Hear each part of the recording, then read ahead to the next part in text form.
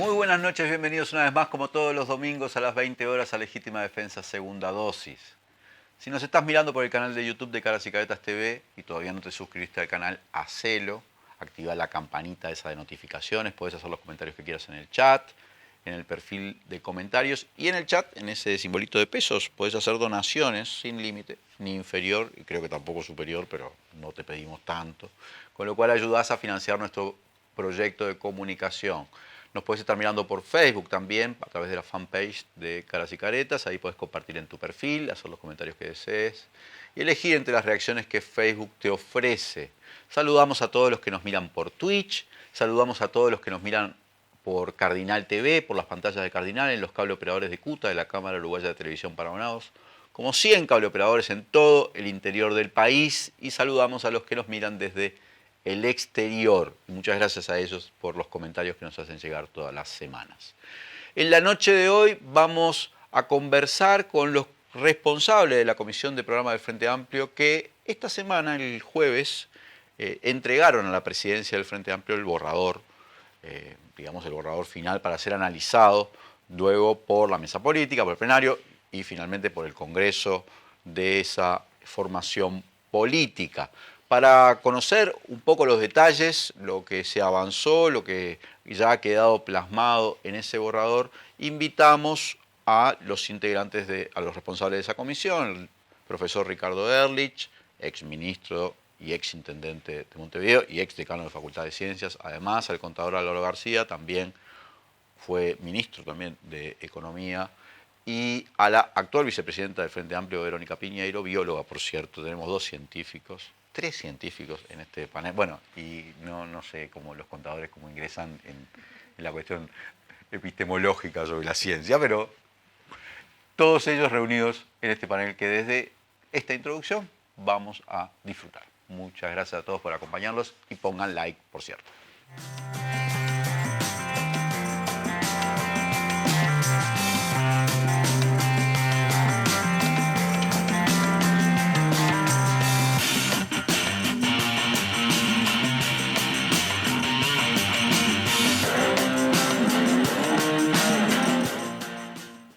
Volvemos con Legítima Defensa Segunda Dosis. Gracias a todos y todas los que nos acompañan.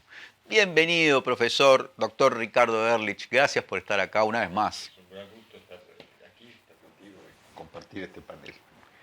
Bienvenida también la magíster, ¿no? Verónica Piñeiro, bióloga especializada en ciencias ambientales, capaz, o en agrarias, no me acuerdo en qué hiciste la maestría de ciencias agrarias.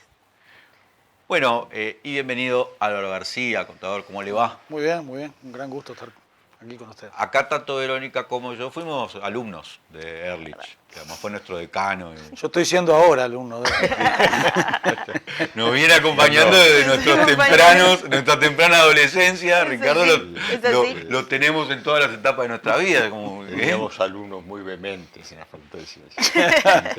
Intensos. Él era el más negociador, Ricardo. Eso le enseña a los profesores.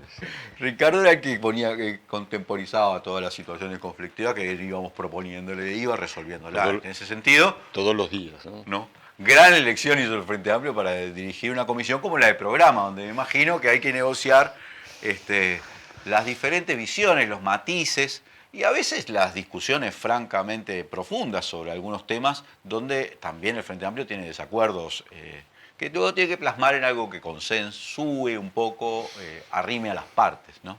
Y ese es un trabajo que no es menor y que cumple ahora esta primera etapa, que es la elaboración más técnico-política, pero luego ingresa en todo el proceso de discusión de los organismos políticos del Frente Amplio hasta que finalmente se alcance un programa que va a ser el programa que lleve adelante, sea quien sea el candidato de las fuerzas políticas, más allá de que hay diferentes precandidatos, el que luego sea el candidato va a llevar adelante ese programa. Eso es el acuerdo general del Frente. Bueno, bien, el jueves de esta semana entregaron a la presidencia, así una línea que diga más o menos cuál es el proceso que sigue en estas etapas de elaboración programática.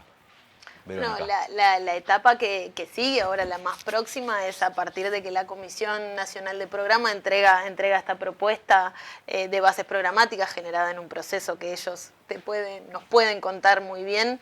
Este documento llega al Plenario Nacional para que el Plenario Nacional, luego de una aprobación general de esta propuesta de bases programáticas, circule y vaya a toda la estructura del Frente Amplio, quien va a discutir sobre este programa, analizarlo, trabajarlo en todos los ámbitos de los comités de base, en los departamentales, en todo el país, para llegar con ese análisis al Congreso de diciembre, donde el Congreso Programático aprueba las bases programáticas del Frente Amplio. Ese es el proceso que por ahora nos queda en el marco del plan político que tenemos aprobado. Esta era una instancia, un hito importante que también plantea, y nos planteamos como Frente Amplio, tener una discusión y mostrar el programa y las bases, la propuesta de bases programáticas también hacia afuera, ¿no? Y ahí tenemos algunas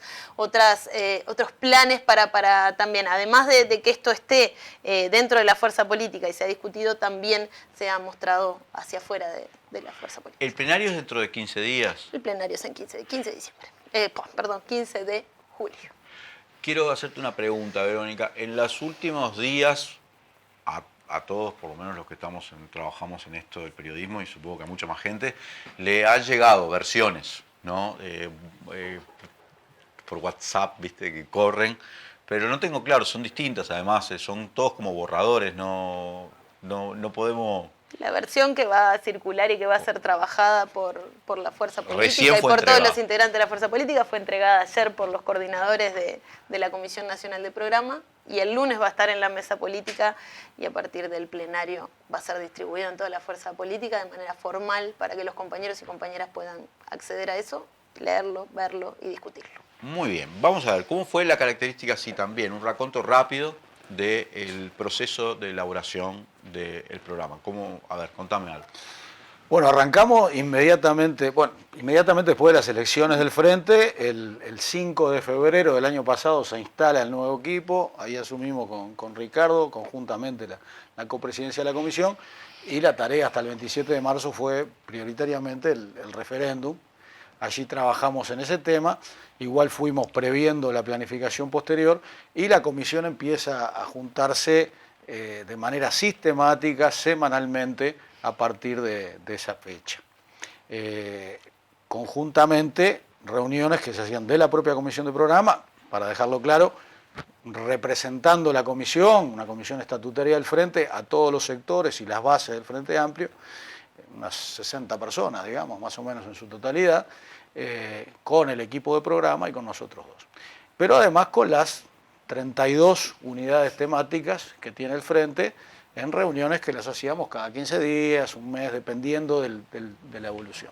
El 15 de junio del año pasado, es decir, hace un año, más de un año, establecimos una guía de trabajo, que es la que nos viene trayendo hasta el día de hoy, y que la venimos cumpliendo a rajatabla. De hecho, cumplimos un día antes, porque lo entregamos el jueves, que fue 29, cuando la promesa era el 30. Así que venimos cumpliéndolo. El proceso en general ha sido un proceso que lo valoramos como muy positivo, no solo por el cumplimiento de los plazos, sino por el cumplimiento de algunos objetivos. Nosotros, por ejemplo, arribamos a unas bases programáticas que tienen 78 páginas, y ese era uno de los objetivos. Bases programáticas anteriores del Frente estaban entre 200 y 300 páginas. Y a nosotros nos pareció que debíamos hacer un esfuerzo en este periodo. Lo hizo la comisión entera, sin ningún tipo de duda, y llegamos a ese objetivo. Así que en el medio de todo esto hubo una gira nacional, la incorporación nuestra a todo el proceso del Frente Te Escucha, el trabajo con las diferentes departamentales, recibir a infinidad de instituciones de todo tipo, que pudimos visitar también. Bueno, realmente fue un proceso muy, muy rico, para llegar a un documento que no cierra ninguna etapa, sino que abre la próxima. Muy bien, entonces, se llega a este programa que es como más sintético, ¿no? 78 páginas, por lo menos estamos... Digamos que sí. No sé si la idea fue hacerlo más sintético o más al grano. Podemos hablar un poquito de eso después, si querés. Cuéntenme. Sí, Sí. la expresión se trata de una síntesis política más conceptual. Ahora vamos a poder entrar en detalle donde No tan taxativo de detallar medida por medida, sino más... Tiene, pero algunas, ¿sí? Era importante fijar rumbos claros y dentro de cada de esos rumbos las acciones guía, acciones principales que marcan un camino. Queda después una cierta flexibilidad para, a partir de todo esto, por un lado, proponer un plan de gobierno, una propuesta, una plataforma, ¿verdad? Y después una guía para un gobierno dentro de esos principios que son los de la fuerza política. Por un lado, sí encierra la base de lo que se comunica a la ciudadanía, con lo que el Frente Amplio se compromete, pero al mismo tiempo hay una mirada más lejos que se informa cuál es el rumbo y también implica renovar el vínculo que sostiene al Frente, ¿verdad?, con su diversidad, porque es un rumbo de un camino de principios, de valores y de un camino compartido. Y en un contexto donde es muy importante generar confluencias sociales, en un país donde digamos, hoy tenemos un país que desde el punto de vista electoral está dividido casi en dos mitades, entonces es muy importante generar confluencias sociales más allá de los votantes para poder acompañar, para poder llegar a hacer cambios profundos. Entonces es fundamental ser muy claro en los rumbos para que la gente vea a dónde se quiere llegar. Y todo eso de manera lo más clara y sintética posible para que se pueda leer todo el programa.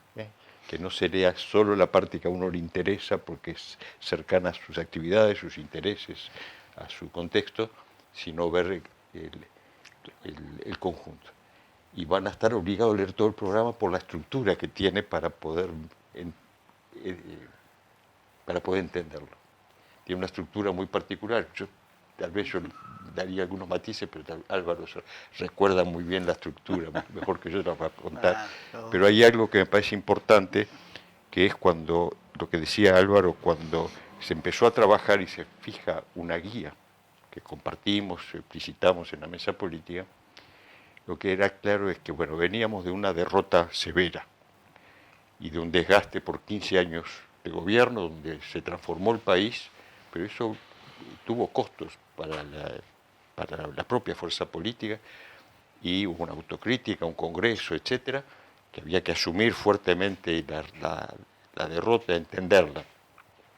Pero también en ese lapso cambió el mundo y cambió el país. Cambió el mundo, cambiaron de todo punto de vista, ¿verdad? Económico, las relaciones internacionales, es un mundo en permanente guerra y ahora en guerras todavía mucho más complejas, todas son duras y complejas, y avances notables de la ciencia y la tecnología que transforman muy rápidamente la realidad, la distancia entre lo que es un avance científico y sus aplicaciones es muy corta ahora. Está lleno de promesas, pero hay que dar respuestas. Eso implica también va a tener fuertes consecuencias en el mundo del trabajo que hay que asumir. Tenemos que generar capacidades para estar a la altura de todos esos cambios. Tenemos que navegar en ese mundo complejo y podríamos seguir agregando. Y al mismo tiempo hay cambios en el país, donde hay un proceso donde se barrió muy rápido con una serie de transformaciones que habían estructurado la sociedad, que había que seguir profundizando. Me refiero a la ley de urgente consideración. Al mismo tiempo hubo un proceso sistemático de debilitamiento del Estado, ¿verdad? Una pérdida de soberanía a través de muchas distintas cosas. Podemos mencionar el tema puerto con además las últimas medidas y otras, y lo que puede pasar, lo que pasa en las empresas públicas, y un impacto de las políticas en la sociedad, la generación de pobreza y otras cosas. Todo eso podemos agregar la pandemia, es decir, un mundo que cambió, un país que cambió, había que responder como fuerza política, había que mirar lejos. Y entonces lo que era muy claro de que esa mirada lejos tenía que ser osar recorrer algunos caminos y plantearse algunas algunas preguntas, cuestiones, desafíos, con un cierto coraje político e intelectual, y eso nos llevó a plantear un programa de manera distinta en torno a lo que llamamos ejes integradores. Es decir, nadie va a poder encontrar en el programa que quiera buscar economía, solo economía, o que quiera buscar impuestos y solo impuestos, o que quiera buscar seguridad y solo seguridad, o educación y solo educación. El programa está construido en forma integrada en torno a ejes, lo cual genera un desafío para la fuerza política. Esperamos que pueda ganar las elecciones para poder asumir esos rumbos que esperamos que puedan ser acompañados por la población. Esto que decía Ricardo tiene que ver con el tamaño también, porque después de 15 años de gobierno, lo menos que podíamos hacer es aprovechar toda la experiencia de gobierno, además de todo el resto de las visiones. Entonces, al haber pasado por el gobierno, tú tenés necesariamente que congeniar visiones de diferente tipo. Y ese aprendizaje lo pretendimos, y creo que logramos en gran parte, plasmarlo en el programa. Por ejemplo, lo que podía suceder en otras oportunidades era, tenías un informe muy bueno de producción o de agro, otro informe muy bueno de ambiente, y cuando llegaba la hora de juntarlos, encontrabas contradicciones, en este y en otros tantos temas. Y esto no es un problema del Frente ni del Uruguay, es un problema del mundo actual. Entonces dijimos, bueno, crucemos temas de primera, de pique. Y así fue que fuimos conversando este tema de las transversalidades, analizando las transversalidades de prácticamente todos los temas, y con la comisión elaboramos la propuesta esta de los ejes, lo que le llamamos durante mucho tiempo espacios integradores o ejes integradores. Y allí empezamos a cruzar temas. A la postre, estos espacios integradores eran 6, terminaron siendo la estructura central del programa. Eso nos ayudó a eliminar muchas repeticiones o superposiciones en diferentes lugares y a tener un tamaño mucho más amigable en el cual uno es mucho más asible, digamos, y puede manejarlo. Bromábamos el otro día con Ricardo que este es un programa para tomarle la elección a la gente, ¿no? A los militantes, a los compañeros, a las compañeras, una vez que esté aprobado, porque con el trabajo de todo el tiempo que ya tuvo la comisión, pero sobre todo toda la base del Frente que va a tener ese trabajo a partir de ahora, 6 meses, manejando este documento de 70 y pocas páginas, bueno, prácticamente podemos llegar a tener un manejo muy, muy fuerte de cada uno de sus contenidos. Bien, ya sabemos entonces que el programa no se organizó... Sí, Ricardo. Hay un punto que se nos escapó y que es importante mencionar. A todo esto que señalamos, creo que hay que agregarle eso que se dijo en nuestro Congreso de Autocrítica. Uno de los problemas que tuvimos es que, bueno, estábamos tan preocupados por la gestión que nos empezamos a alejar los unos, las unas de otros y los otros. Nos alejamos de la gente. Y una de las conclusiones del Congreso es que el camino más corto pasa por la gente, que la construcción más durable, no hay construcciones sociales eternas, pero las construcciones más durables se hacen con la gente. Y teníamos que seguir ese camino, por lo cual este programa tenía que contar con todas las especialistas, las y los especialistas que el Frente tiene en absolutamente todas las áreas, después de 15 años de gobierno, pero eso no ha alcanzado. El programa tenía que expresar la voz de la gente, tenía que haber una convocatoria ciudadana. Y eso llevó Zoom y, bueno, mediante a un trabajo intenso, las unidades temáticas, estas 32, que eran muy numerosas y diversas, son espacios militantes abiertos, diversos, trabajaban en todo el territorio, las llamaban de todos lados para discutir temas. Y además se convocaban, cuando había un problema vinculado a la forestación, trabajaba la unidad temática de economía, con agro, con medio ambiente, con ambiente, con ordenamiento territorial, y tenían puntos de vista encontrados y discutían en el territorio con los espacios del Frente y espacios abiertos que estaban preocupados por esa temática. Bueno, así se fue construyendo y buscando la mejor síntesis posible. O sea, tuvimos una discusión que yo al final no hablé con Álvaro de eso, sobre si la convocatoria fue popular o ciudadana. Nos hubiera gustado que fuera popular amplia, popular esperamos que sea el Congreso del Pueblo. Fue una convocatoria ciudadana amplia porque también escuchamos voces de toda la ciudadanía sin preguntarles si eran frente amplistas o no.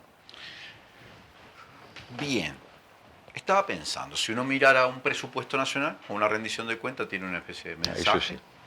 Tiene un mensaje, sí, pero después se organiza por incisos. Va ministerio a ministerio, dependencia a dependencia, organismo del 220. Van a tener un y programa. uno piensa que un programa podría estar organizado así, pero no está organizado así. Está organizado a través de lo que me decía, 6 espacios integradores. Bien. Vamos a ir. 7 a la postre, pero ahora. Con suspenso esto. Empezamos con Bueno, 6, pero terminamos con arranquemos con alguno. Sí. A piacere. Sí. Tiendo a creer que a la gente como que el primero que, o algo así, no sé cómo se llamará en un espacio integrador, pero lo primero que quiere saber es, bueno, ¿qué pretende hacer el Frente Amplio en el caso de ganar con la economía y el trabajo? ¿No? Que son los problemas que hoy marcan las propias encuestas. La gente habla de economía, de empleo, de seguridad, casi que en esos órdenes, o en ese orden. Bueno, me imagino que hay un eje integrador que va por ahí, por la economía, el trabajo, el empleo, la producción, en fin, no sé cómo lo encaramos. ¿Cómo lo encararon ustedes? Pero cuéntenos. No, te decía 7 a la postre porque habíamos hablado de 6, que fue durante todo el proceso, pero en determinado momento entendimos que dada la importancia del tema debíamos crear un 7º eje separado de cultura. Nosotros entendemos la cultura como la 4ª dimensión del desarrollo sostenible, digamos. Lo económico, lo social, lo ambiental, que son las 3 dimensiones clásicas, y la cultura, factor cultural como valores, creencias, actitudes, etc. Entonces, el eje que tiene más que ver con lo económico tiene mucho que ver con lo ambiental también. Y en ese eje le llamamos un país de capacidades, desarrollo sostenible y solidaridad. Y allí está los 2 puntos, los 3 puntos principales, los 4, mirá, son todos importantes, me voy acordando. Los 4 primeros puntos, que son las líneas estratégicas, es la transformación productiva sostenible, con una gran cantidad de consideraciones, inclusive hasta sectoriales.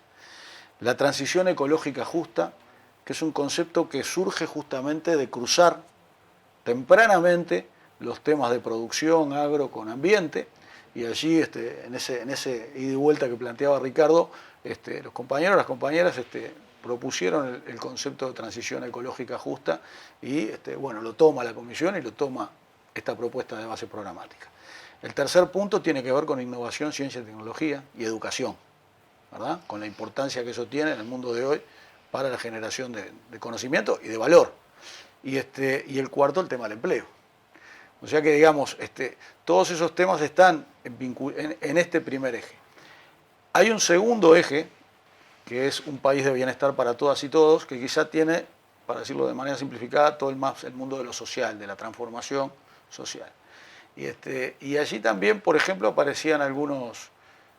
El aspecto del trabajo indudablemente también apareció en este segundo eje.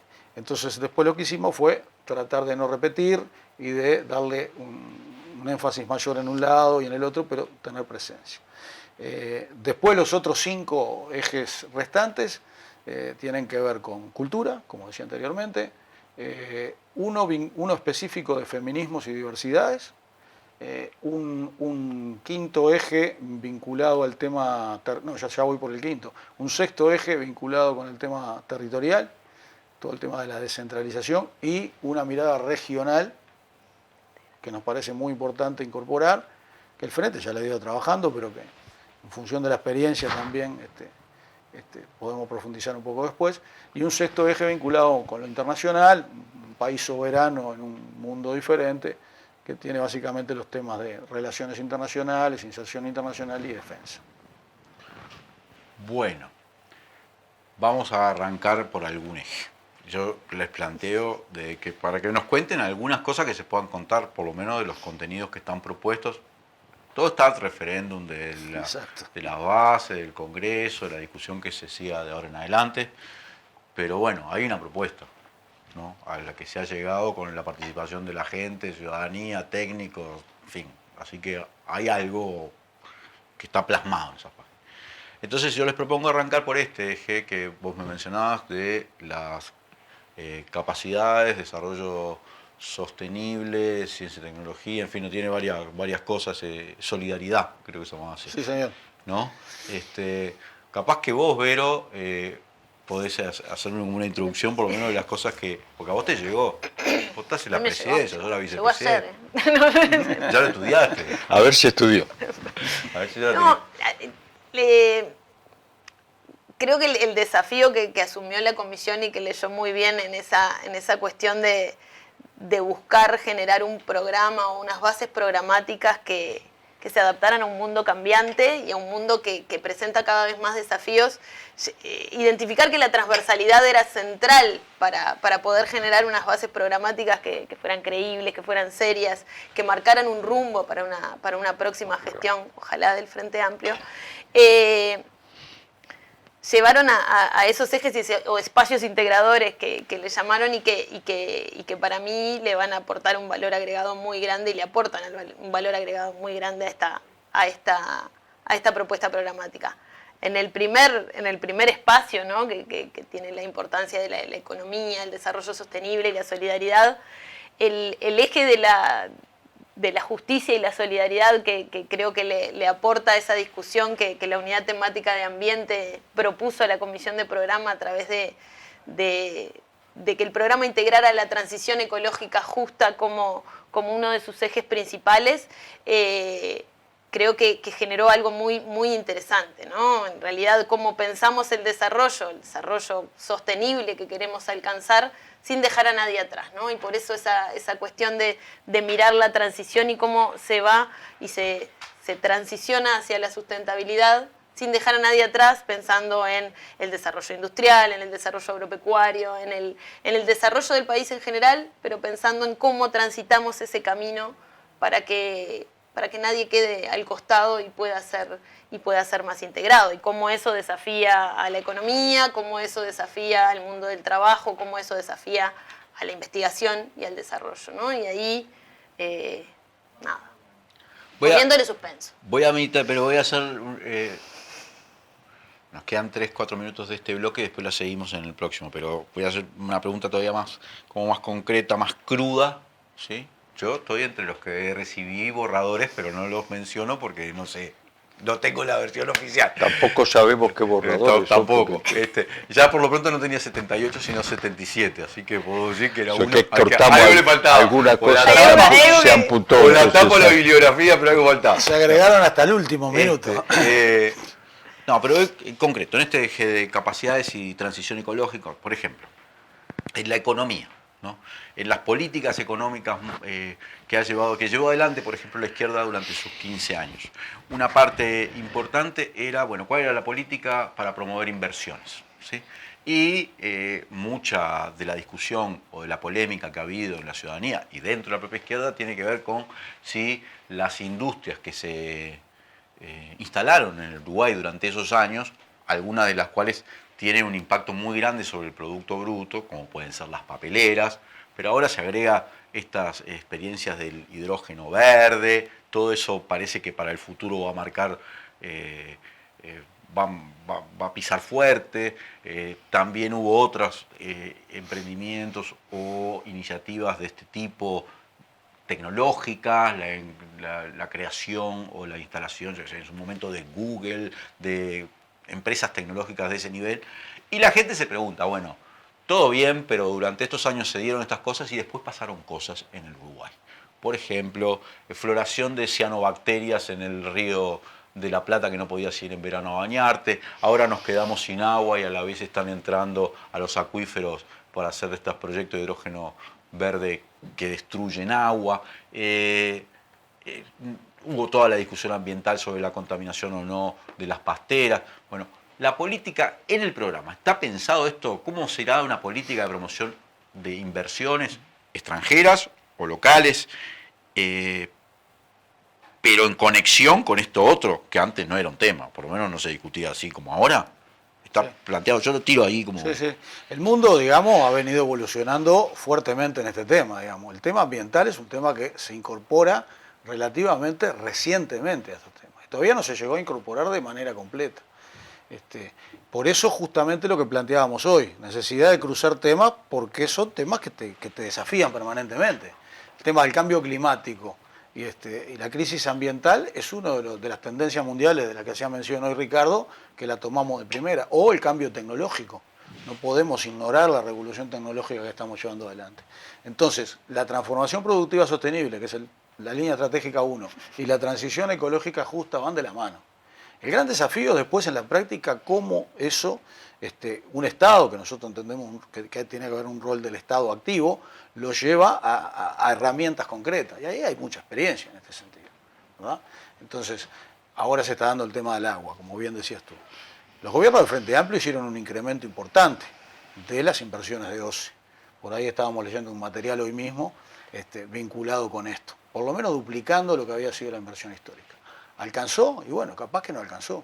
Capaz que históricamente entendimos siempre como que ese bien agua era un bien que el Uruguay tenía y lo tenía de manera infinita, y hoy en día estamos dando cuenta, en este caso con el agua, pero con gran cantidad de recursos, de que no es así y de que tenemos que administrar todo de manera diferente a lo que lo hacíamos.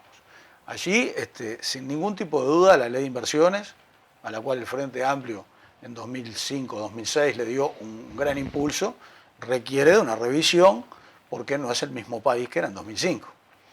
Y acá, por ejemplo, hablábamos de lo regional hoy y el Uruguay sigue siendo un país desequilibrado.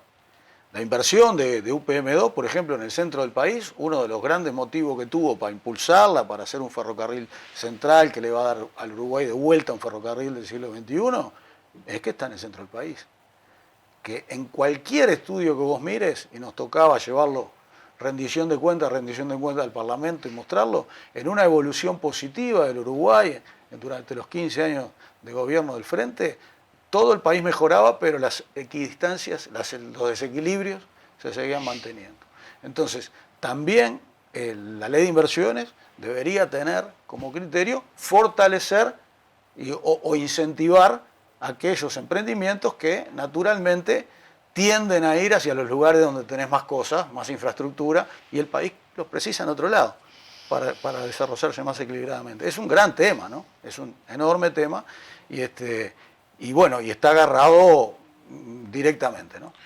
Vamos a ir primero a un corte y después seguimos conversando sobre el programa que se entregó ya a la presidencia del Frente Amplio.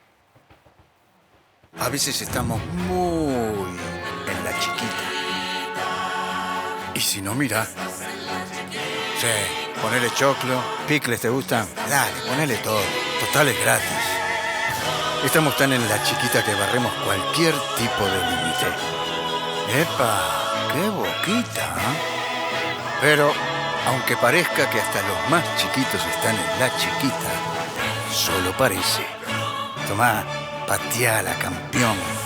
Porque los uruguayos somos grandes. De corazón, no estés en la chiquita. Pensá en macro. Cuanto más comprás, menos pagás. Macromercado es negocio. En lo que va del periodo, el recorte en la ANEP supera los 150 millones de dólares. Pueden y deben rendir más. Que no te recorten el futuro. FENAPES.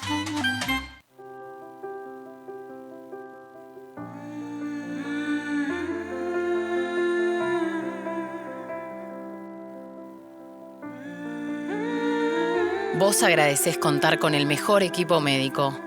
Nosotros te agradecemos por elegirnos, brindándote cada vez más atención humana, innovación y beneficios.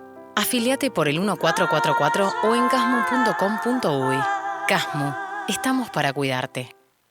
La actuación ilegítima, la dictadura cívico-militar y el terrorismo de Estado actuaron contra toda forma de organización que se opusiera a su proyecto de país. Las mujeres fuimos parte de la lucha. Fuimos torturadas, violadas y encarceladas. Algunas asesinadas. Muchas continúan desaparecidas. Con el abrazo y la unidad convertimos la prisión en resistencia. Exigimos memoria, verdad y justicia.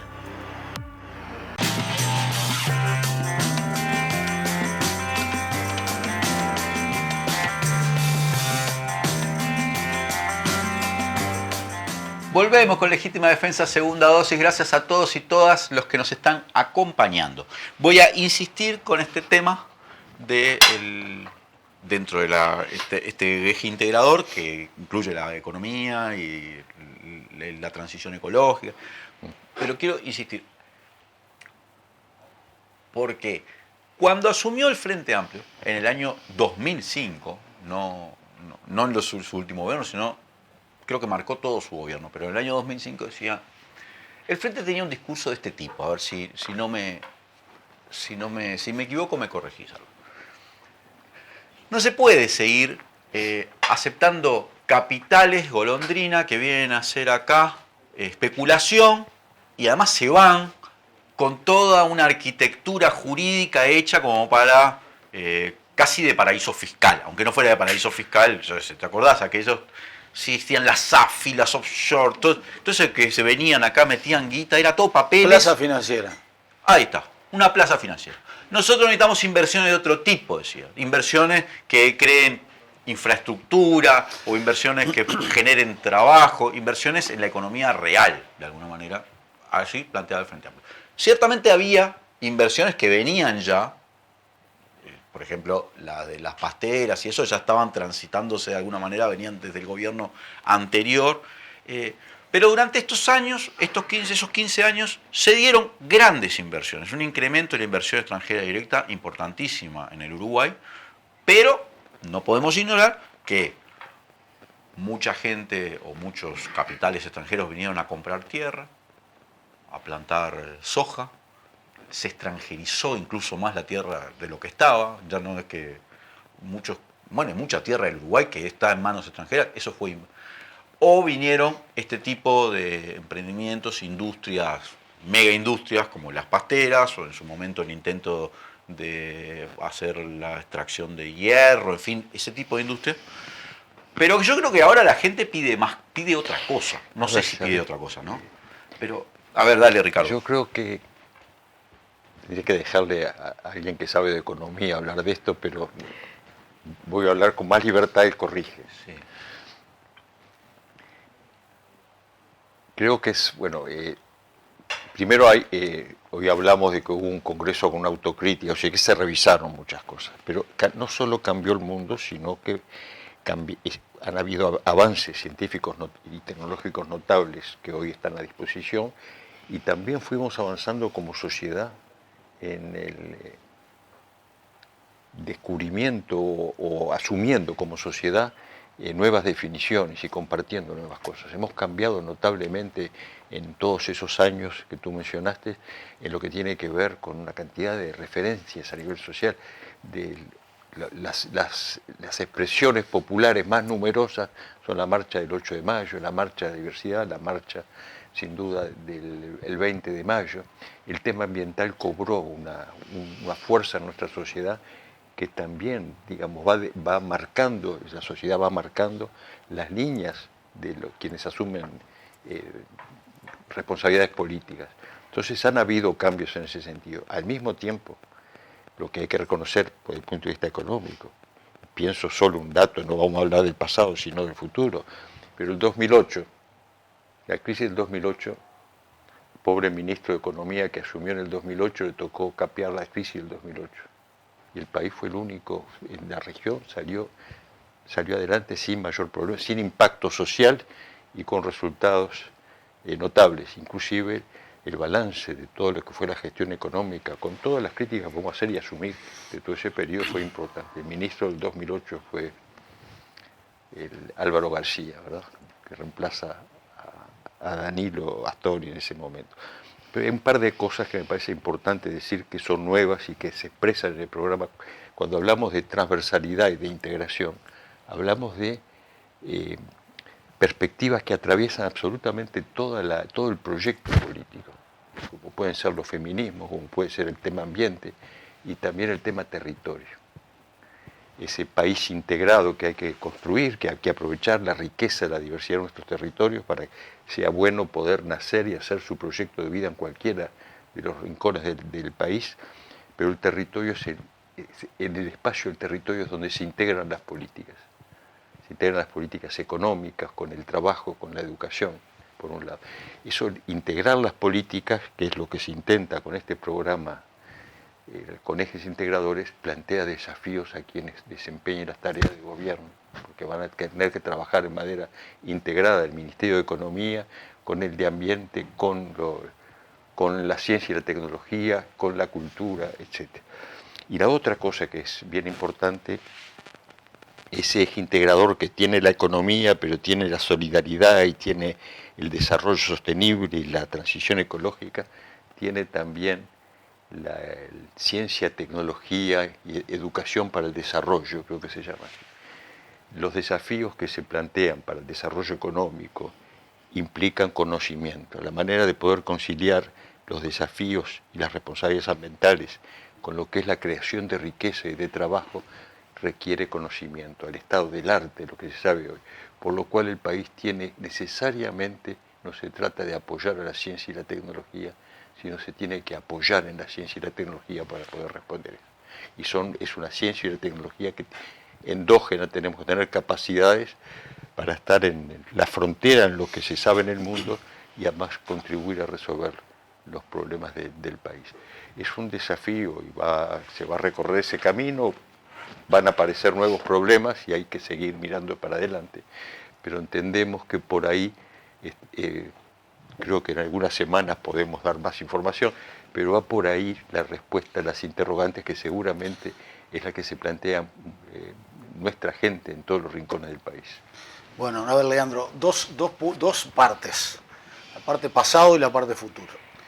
La parte pasado, el país con el gobierno del Frente Amplio superó absolutamente el concepto de plaza financiera, ¿no? Sí, Absolutamente. eso sí. Estamos de acuerdo. En 2007 se hizo una reforma, el 2007 se hizo una reforma tributaria que eliminó la SAFI, por ejemplo, que era una figura que venía de los años 40 y pico y que, como efectivamente tú decías, habían sido objeto de cualquier tipo de encubrimiento, hasta de algunas iniciativas del expresidente Collor en Brasil, etcétera, que nos dejaron bastante mal parados y con muy mala reputación del país en estos temas. Ese concepto de plaza financiera se erradica. El país desde el 2005 en adelante, con un reordenamiento de la parte económico-financiera, acordate que había dos torres gemelas, le llamamos, en los vencimientos de deuda que recibimos de los gobiernos de los partidos tradicionales, eran impagables. En 2005 y en 2006 había dos torres gemelas mismo, se hizo toda una reliquidación, un refinanciamiento de la deuda, un reperfilamiento, un trabajo profundo que implicó, entre otras cosas, liberarse del Fondo Monetario Internacional en el año 2007. Eso es otro punto bien relevante porque, bueno, implicaba una serie de condicionamientos al Fondo Monetario Internacional, del cual el país no habla más desde el año 2007. Cada tanto lo recibe, una vez por año, el Ministerio de Economía, se toma un café y se les cuenta algo de lo que se le quiere contar y listo. En todo ese proceso el país tuvo un crecimiento económico los 15 años y tuvo crecimiento de salario real y de jubilaciones reales los 15 años. Y con un incremento importante de la inversión donde el tomar la vieja ley de inversiones, reencararla, ponerle incentivos vinculados con diferentes temas, empleo, territorialidad, innovación, etcétera, fue muy relevante. Hubo un cambio, una reforma del Estado importante. En 2018, creo que fue, a finales, el que era presidente del Banco Central, que participó en todos estos procesos, Mario Vergara, y a mí, que era director de la OPP, hicimos una presentación basada en su libro de todos los cambios institucionales que había tenido el Uruguay en los gobiernos del Frente. ¿Cuál es el tema, siendo el punto que vos preguntabas, con referencia a las calidades o a los tipos de las inversiones? Mirado hacia adelante. Nosotros cuando llegamos a la OPP sentimos la necesidad en 2015 de dar una mirada a largo plazo. Porque en algunos casos el país había intentado hacer apuestas por algunos sectores productivos que iban destinados al fracaso. Por ejemplo, todo lo que fue los esfuerzos que se hicieron en materia de la industria textil de las hilanderías, en la cual Uruguay tuvo un pasado glorioso, y si no hay que ir a Paysandú, o hay que ir a Colonia, a Juan Lacase, o acá en Montevideo mismo, pero que inclusive desde el punto de vista sindical, el Congreso Obrero Textil era uno de los sindicatos más poderosos por la propia importancia del sector. Bueno, ese sector, el mundo cambió, y por más esfuerzos que se hicieron, no hubo manera de sostener una producción de hilandería como se tenía durante décadas en el mundo de hoy. Entonces la desesperación que nos daba, la necesidad de mirar hacia adelante, de decir, bueno, siempre los recursos son escasos y creemos en un Estado activo. ¿A dónde vamos a hacer las apuestas para el Uruguay del futuro?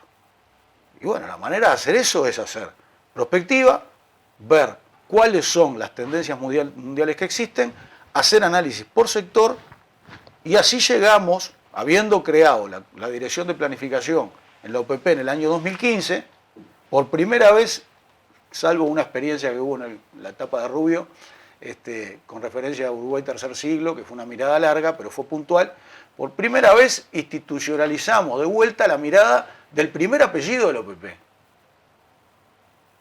Planeamiento, que está en la terminología de los años 60, porque venía de allá.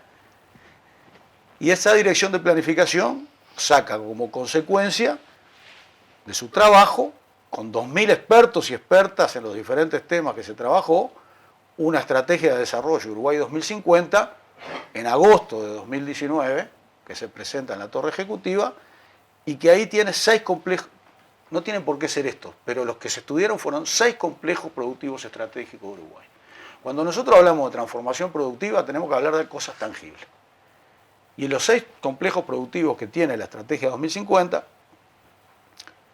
que por más de que el gobierno actual haya eliminado la Dirección de Planificación y no crea en esto, no crea más allá que en los próximos 3 meses, porque así es la filosofía económica del gobierno actual, cortoplacista y economicista, bueno, esa estrategia sigue vigente, porque esto es largo plazo. Uruguay, los 6 complejos productivos son la producción de alimentos, sin ningún tipo de duda, el complejo forestal madera, que tiene áreas en la transformación mecánica de la madera, para temas como vivienda, mobiliario, hasta vestimenta, aunque parezca mentira, hay experiencias en el mundo de eso, y la transformación química de la madera, donde yo te decía fuera de cámaras el tema del concepto de biorefinería, y la celulosa como fuente para productos que eliminen los plásticos en el mundo. Los plásticos son uno de los principales flagelos ambientales que existen hoy. Se calcula que para la década del 30 vamos a tener en los océanos la misma cantidad de masa de plásticos que de masa viva. Eso es, digamos, es realmente inconcebible. Entonces, Uruguay tiene una gran beta ahí. Dije alimentos, dije el complejo forestal madera, las TICs, sin ningún tipo de duda. Las TICs lo estudiamos también en la OPP, en uno de los estudios particulares. Las TIC no tienen techo en materia de empleo. Cuando nosotros queremos hablar de trabajo, las TICs no tienen techo en materia de empleo. Y está proyectado. En cuarto lugar, las industrias creativas, que el Uruguay tiene una gran base para ello, no solo en audiovisuales, sino en el resto de las industrias creativas y las artes gráficas, etc. Un quinto, que es el turismo que te brinda empleo localizado, empleo con capacitación, empleo relativamente de calidad en cada uno de los lugares y valoriza la identidad cultural de los lugares. Y una sexta, que son las energías renovables, en las cuales hemos avanzado mucho, inclusive ahora con exportación de conocimiento. Esas son 6. En el proceso que estamos trabajando en programa, se trabajaron otras 2, que son la educación y la salud, también como complejos estratégicos, que pueden aportar y mucho. La salud, sobre todo, a partir de lo que ha sido la pandemia, las cosas que encontramos allí y las cosas que Uruguay puede hacer. Esto debería ser trabajo para nuestros científicos y revertir la famosa fuga de cerebro, para lo cual hay que trabajar con programas activos, fuertes, que promocionen y que incentiven la investigación científica en todos estos temas que tenemos que llevar adelante. Entonces, nosotros hicimos además otra innovación en la OPP, porque esta mirada a largo plazo es largo plazo. Y vos tenés que saber claro para dónde vas, de nuestro punto de vista, y qué apuestas a hacer como país. Pero hicimos otra movida de corto plazo, que se llamó, y si podemos se va a volver a llamar, Transforma Uruguay. Transforma Uruguay fue una ley de transformación productiva y competitividad que salió en el 2016 es una coordinación en el organismo que le corresponde, que es la OPP, de un sistema muy sencillo, un gabinete colectivo de ministros. Lo decía Ricardo recién. Nosotros venimos de una estructura del Estado con compartimientos estancos y verticales, que son los ministerios, que parece que cada uno fuera el rey de cada una de las áreas. Y hoy en día no hay temas que no sean transversales en el mundo, y mucho menos desde el punto de vista económico. Es imposible tratar algún tema si no haces trabajar a los ministerios y a las agencias del Estado juntos. Y en eso avanzamos. Por ejemplo, con el tema del cambio climático y el concepto de economía circular, ¿de qué ministerio es la economía circular? De ninguno y de todos, incluyendo ambiente, por supuesto, ¿no? O transición ecológica justa. La cultura. La cultura, por ejemplo. Entonces, nosotros en este proceso programático venimos también trabajando, avanzando sobre la mirada y la necesidad de algo que hizo el Frente, que son los gabinetes colectivos. Pero, y esto es opinión personal, yo creo que el nuevo paso con los gabinetes colectivos debería ser agregarle presupuesto a definir por los propios gabinetes colectivos. Porque muchas veces la dificultad de los países ha sido, cuando tenés buenos procesos de planificación, hay que traducirlo a presupuesto, necesariamente. Hay que crear esos vínculos, porque las cosas pasan cuando efectivamente tienen plata para que suceda. Sí, Vero. No, quería resaltar de lo que mencionaron ambos, ¿no? O sea, en un mundo cambiante, de nuevo, ¿no? Y parece un eslogan, pero en realidad la región desafía al país en cuanto a cuál va a ser su estrategia de desarrollo, hacia dónde quiere ir. Pero una cosa que integra el programa y que integra esta visión de transición ecológica es la necesidad de pensar la dimensión ambiental desde el inicio de la planificación, desde el inicio del diseño de políticas públicas, desde el inicio de análisis de posibles proyectos de inversión.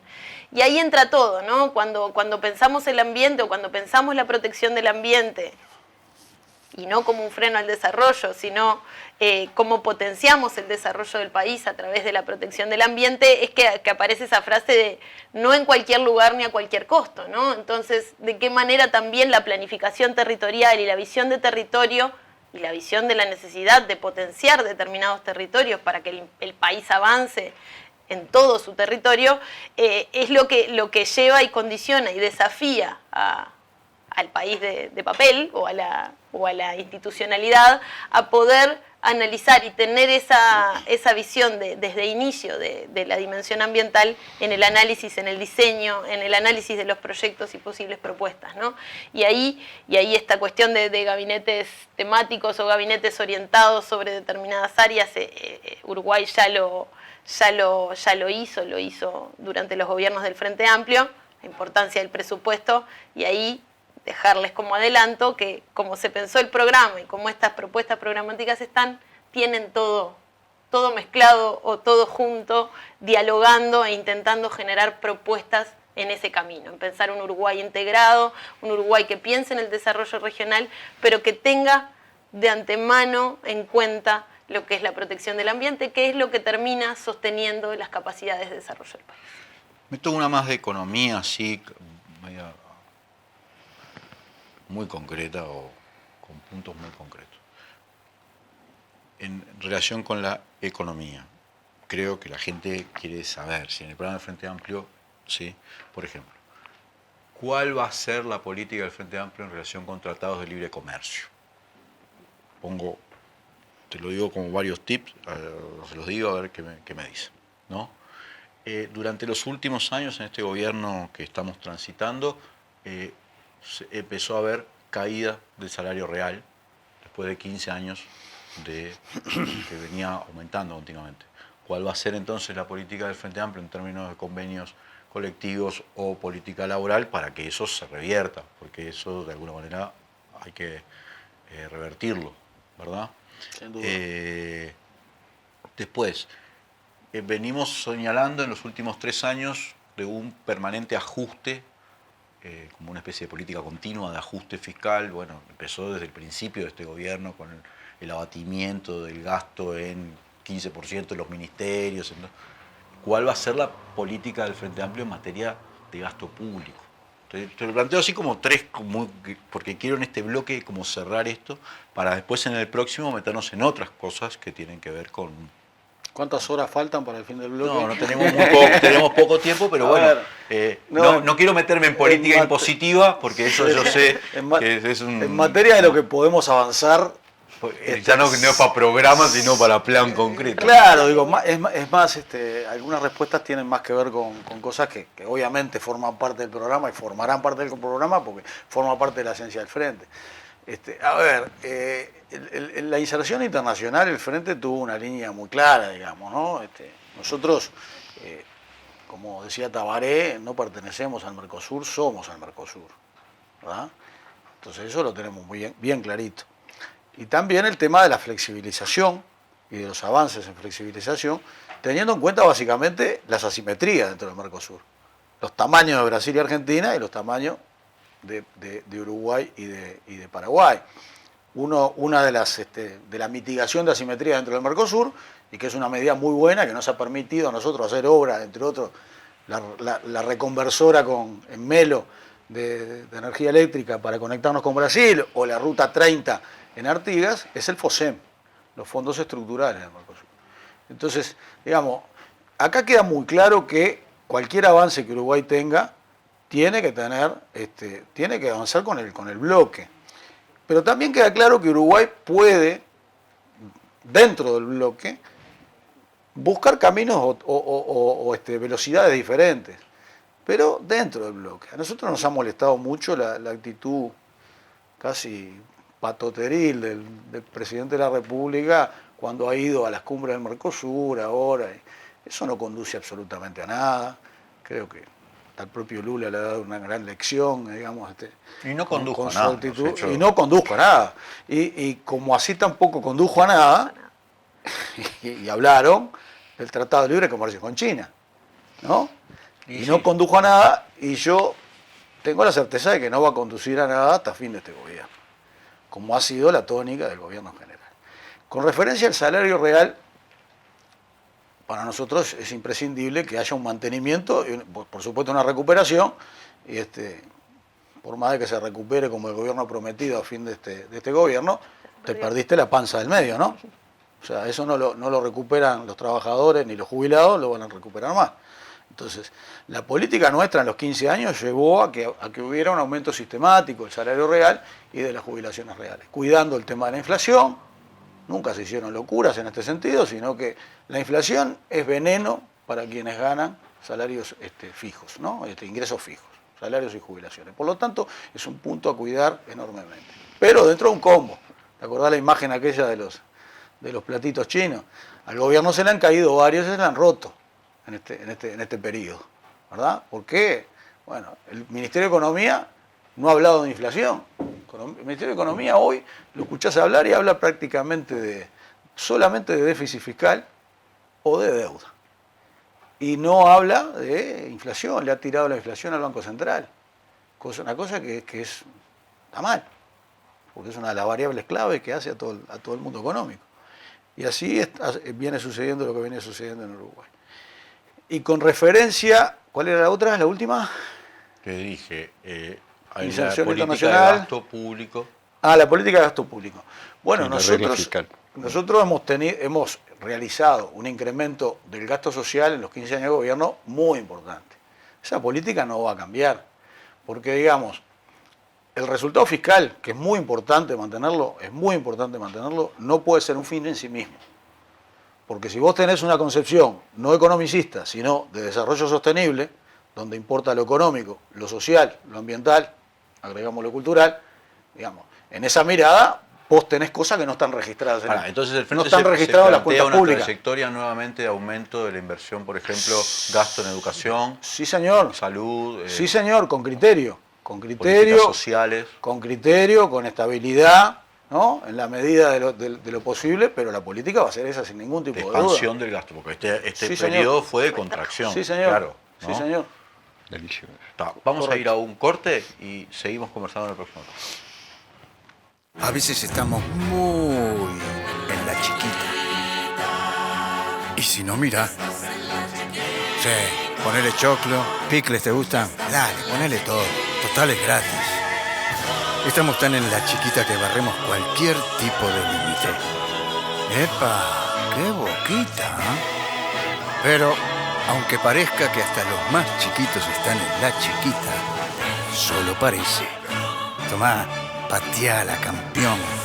Porque los uruguayos somos grandes. De corazón, no estés en la chiquita. Pensá en macro. Cuanto más compras, menos pagás. Macromercado es negocio.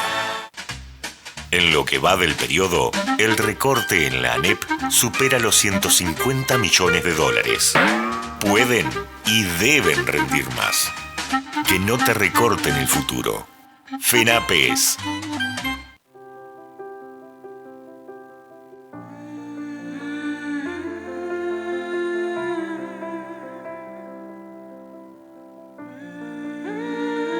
Vos agradecés contar con el mejor equipo médico.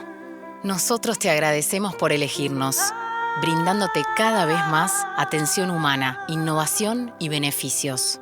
Afiliate por el 1444 o en casmu.com.uy. Casmu, estamos para cuidarte. Firma Digital Habitat es una plataforma para que todos los usuarios puedan subir, firmar y enviar documentos con la misma validez que la firma presencial, garantizando que todos son quienes dicen ser. Solicitala sin costo en nuestra web e identificate por única vez en cualquiera de nuestros locales para poder firmar desde donde estés. En Habitat, hoy más que nunca, te hacemos la vida más fácil.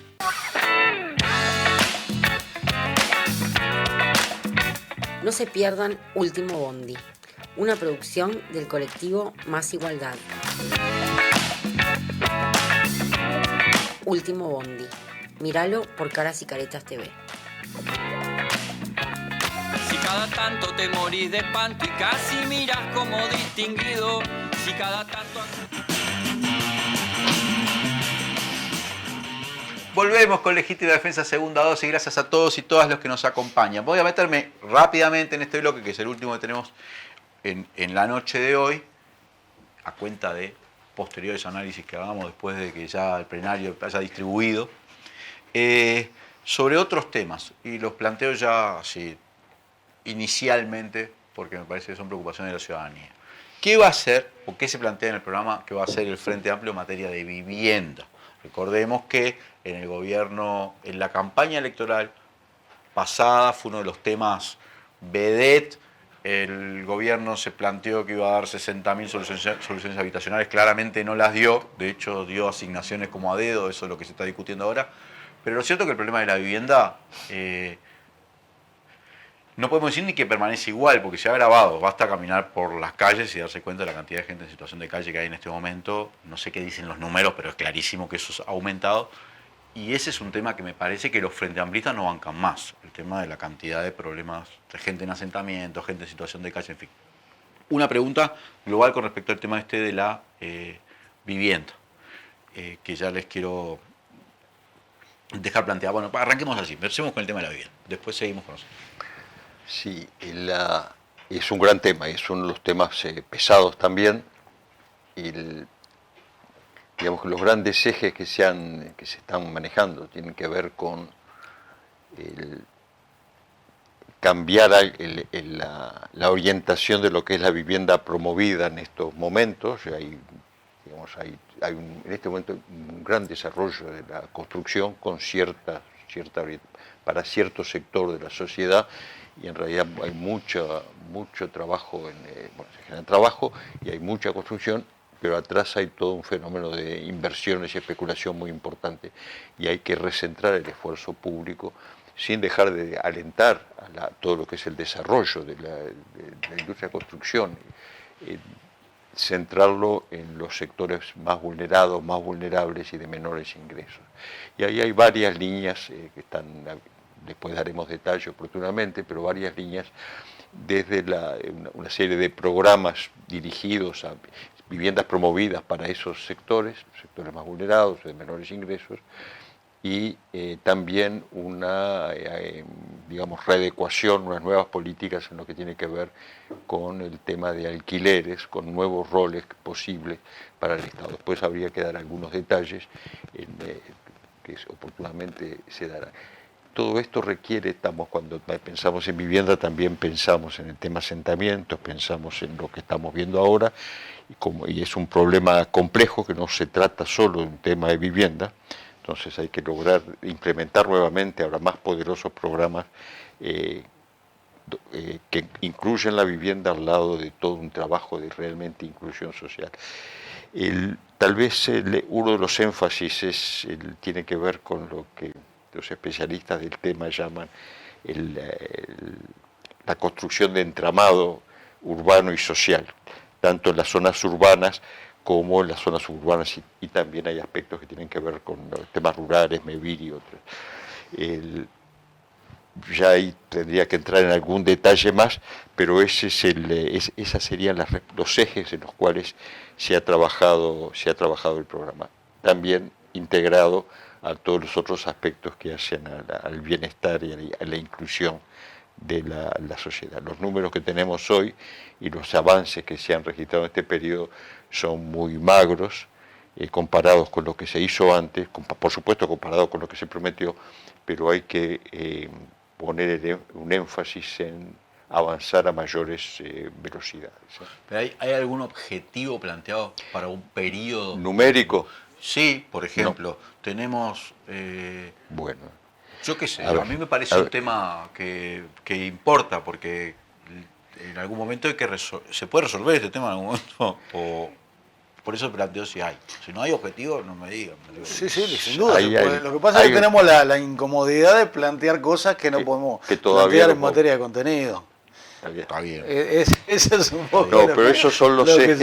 Esto tiene alguna expresión. No lo han visto los compañeros. Digamos, hay compromisos con letras. ¿Estás viendo algún número? Pero esto lo van a conocer enseguida. La van premier. No, y por otra parte, Leandro, eso es una propuesta de base programática. Esto no es lo que va a hacer el Frente Amplio. Lo que va a hacer el Frente Amplio se va a aprobar en el Congreso. Y es muy posible que en estos hemos querido que se entregara esta propuesta, y esta es la propuesta a consideración de un plenario nacional que va a ver si lo abre en la propuesta, Ricardo, me paso a otro tema.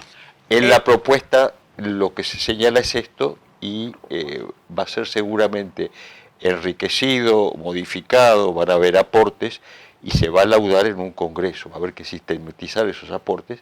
Esperamos que la propuesta que se está haciendo contemple, se escuchó a todas las voces, pero siempre puede haber opiniones discordes y después se configuran, se van a definir caminos, ¿verdad? A ver, en tu intelecto de contador, a ver si me puede decir esto conceptualmente. Los objetivos en términos de vivienda yo sé lo que querés saber. Ambiciosos. Los objetivos que se plantean en términos de vivienda son ambiciosos. Son ambiciosos, sí. Sin duda va a haber ambicioso implica un salto, sin duda va a haber un incremento presupuestal muy importante con respecto a lo ejecutado ahora. Ni hablar. No, pero veníamos del Frente Amplio. Veníamos del Frente Amplio que tampoco te resolvió el tema, a pesar de los avances. Sí.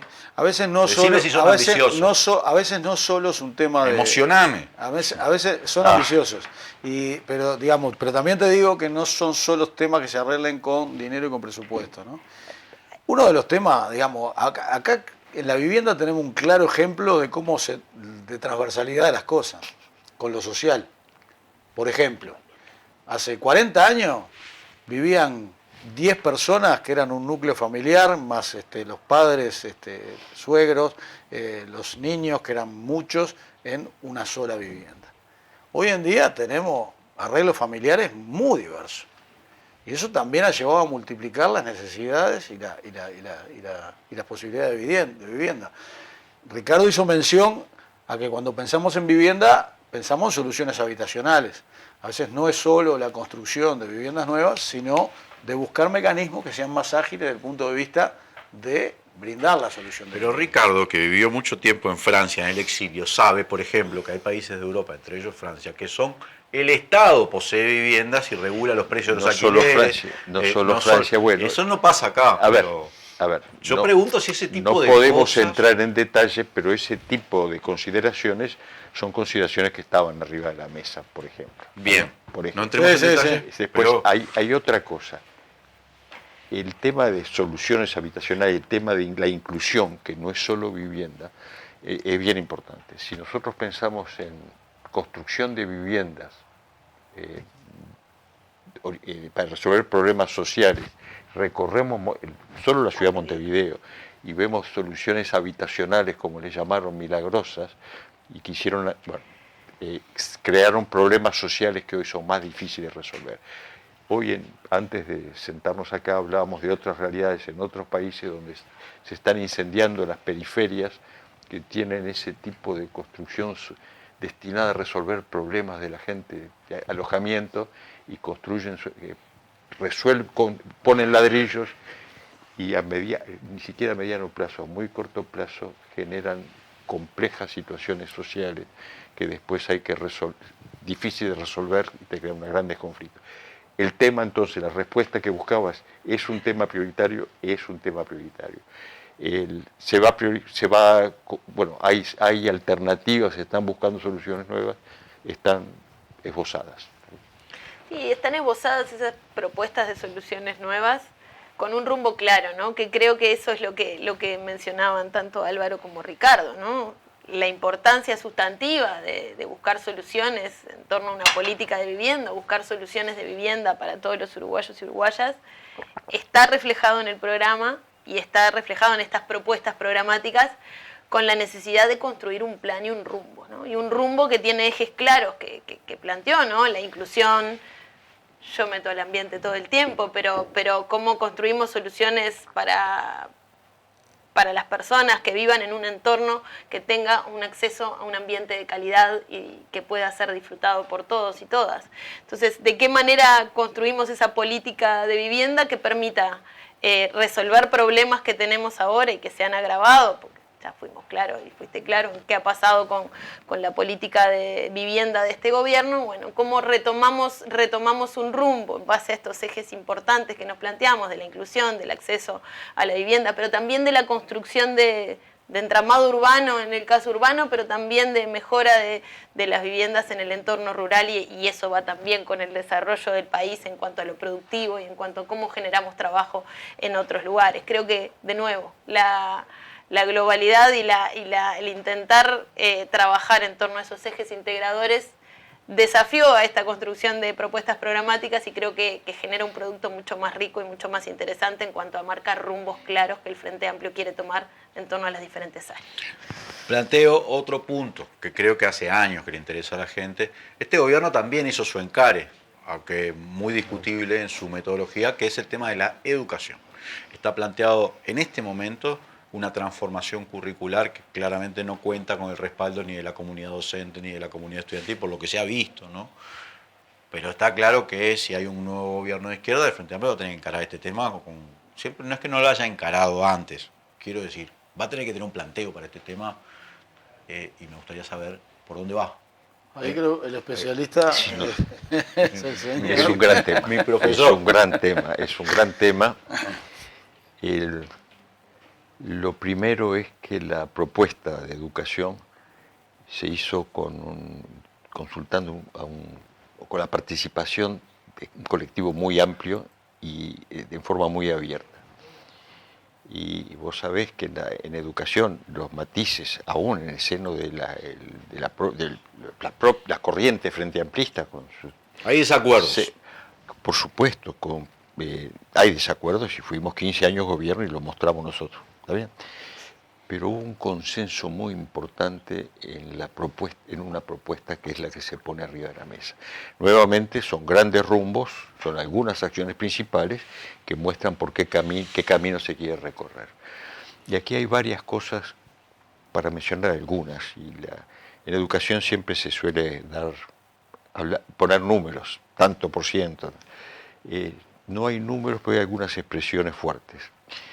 Pero lo primero es lo primero. Lo que se señala es que la educación requiere ser capaces de construir ciertos consensos entre colectivos sociales, los propios docentes, la sociedad en principio, y también hacer un gran esfuerzo para que la educación quede fuera de lo que es el colimador del debate político, como moneda de discusión. Va a ser muy difícil eso, pero eso es importante porque hoy estaba buscando los datos de PISA. ¿Se acuerdan cuánto se hablaba de PISA todos los días?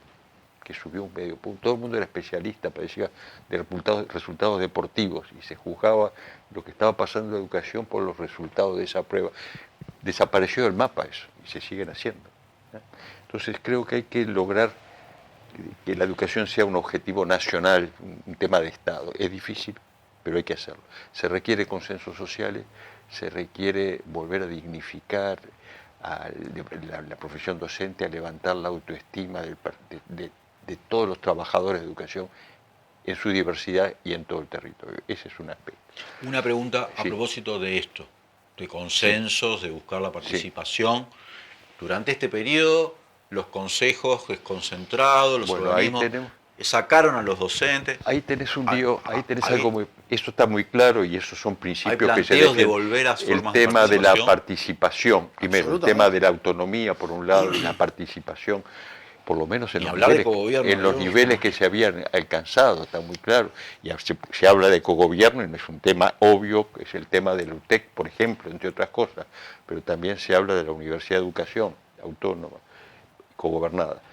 Pero más allá de ¿Se eso... va a volver a probar gobierno ya- UTEC? O sea, está la idea. ya te tiró 2, 3 Eso puntos. está tal cual, y ya estoy cometiendo infidencias. ¿está bien? No, pero más vale. Pero eso- Pero lo votamos Pero- con gobierno la UTEC. No, eso es un punto, era obvio Hay que... una- Ahí tenía son todos que- frente amplistas. tenía Hay una que estar- reivindicación. eso tenía que estar, Y ahí son todos frente amplistas. ahí No digo tenía nada que más. estar en el programa sin ninguna duda, por eso lo mencioné.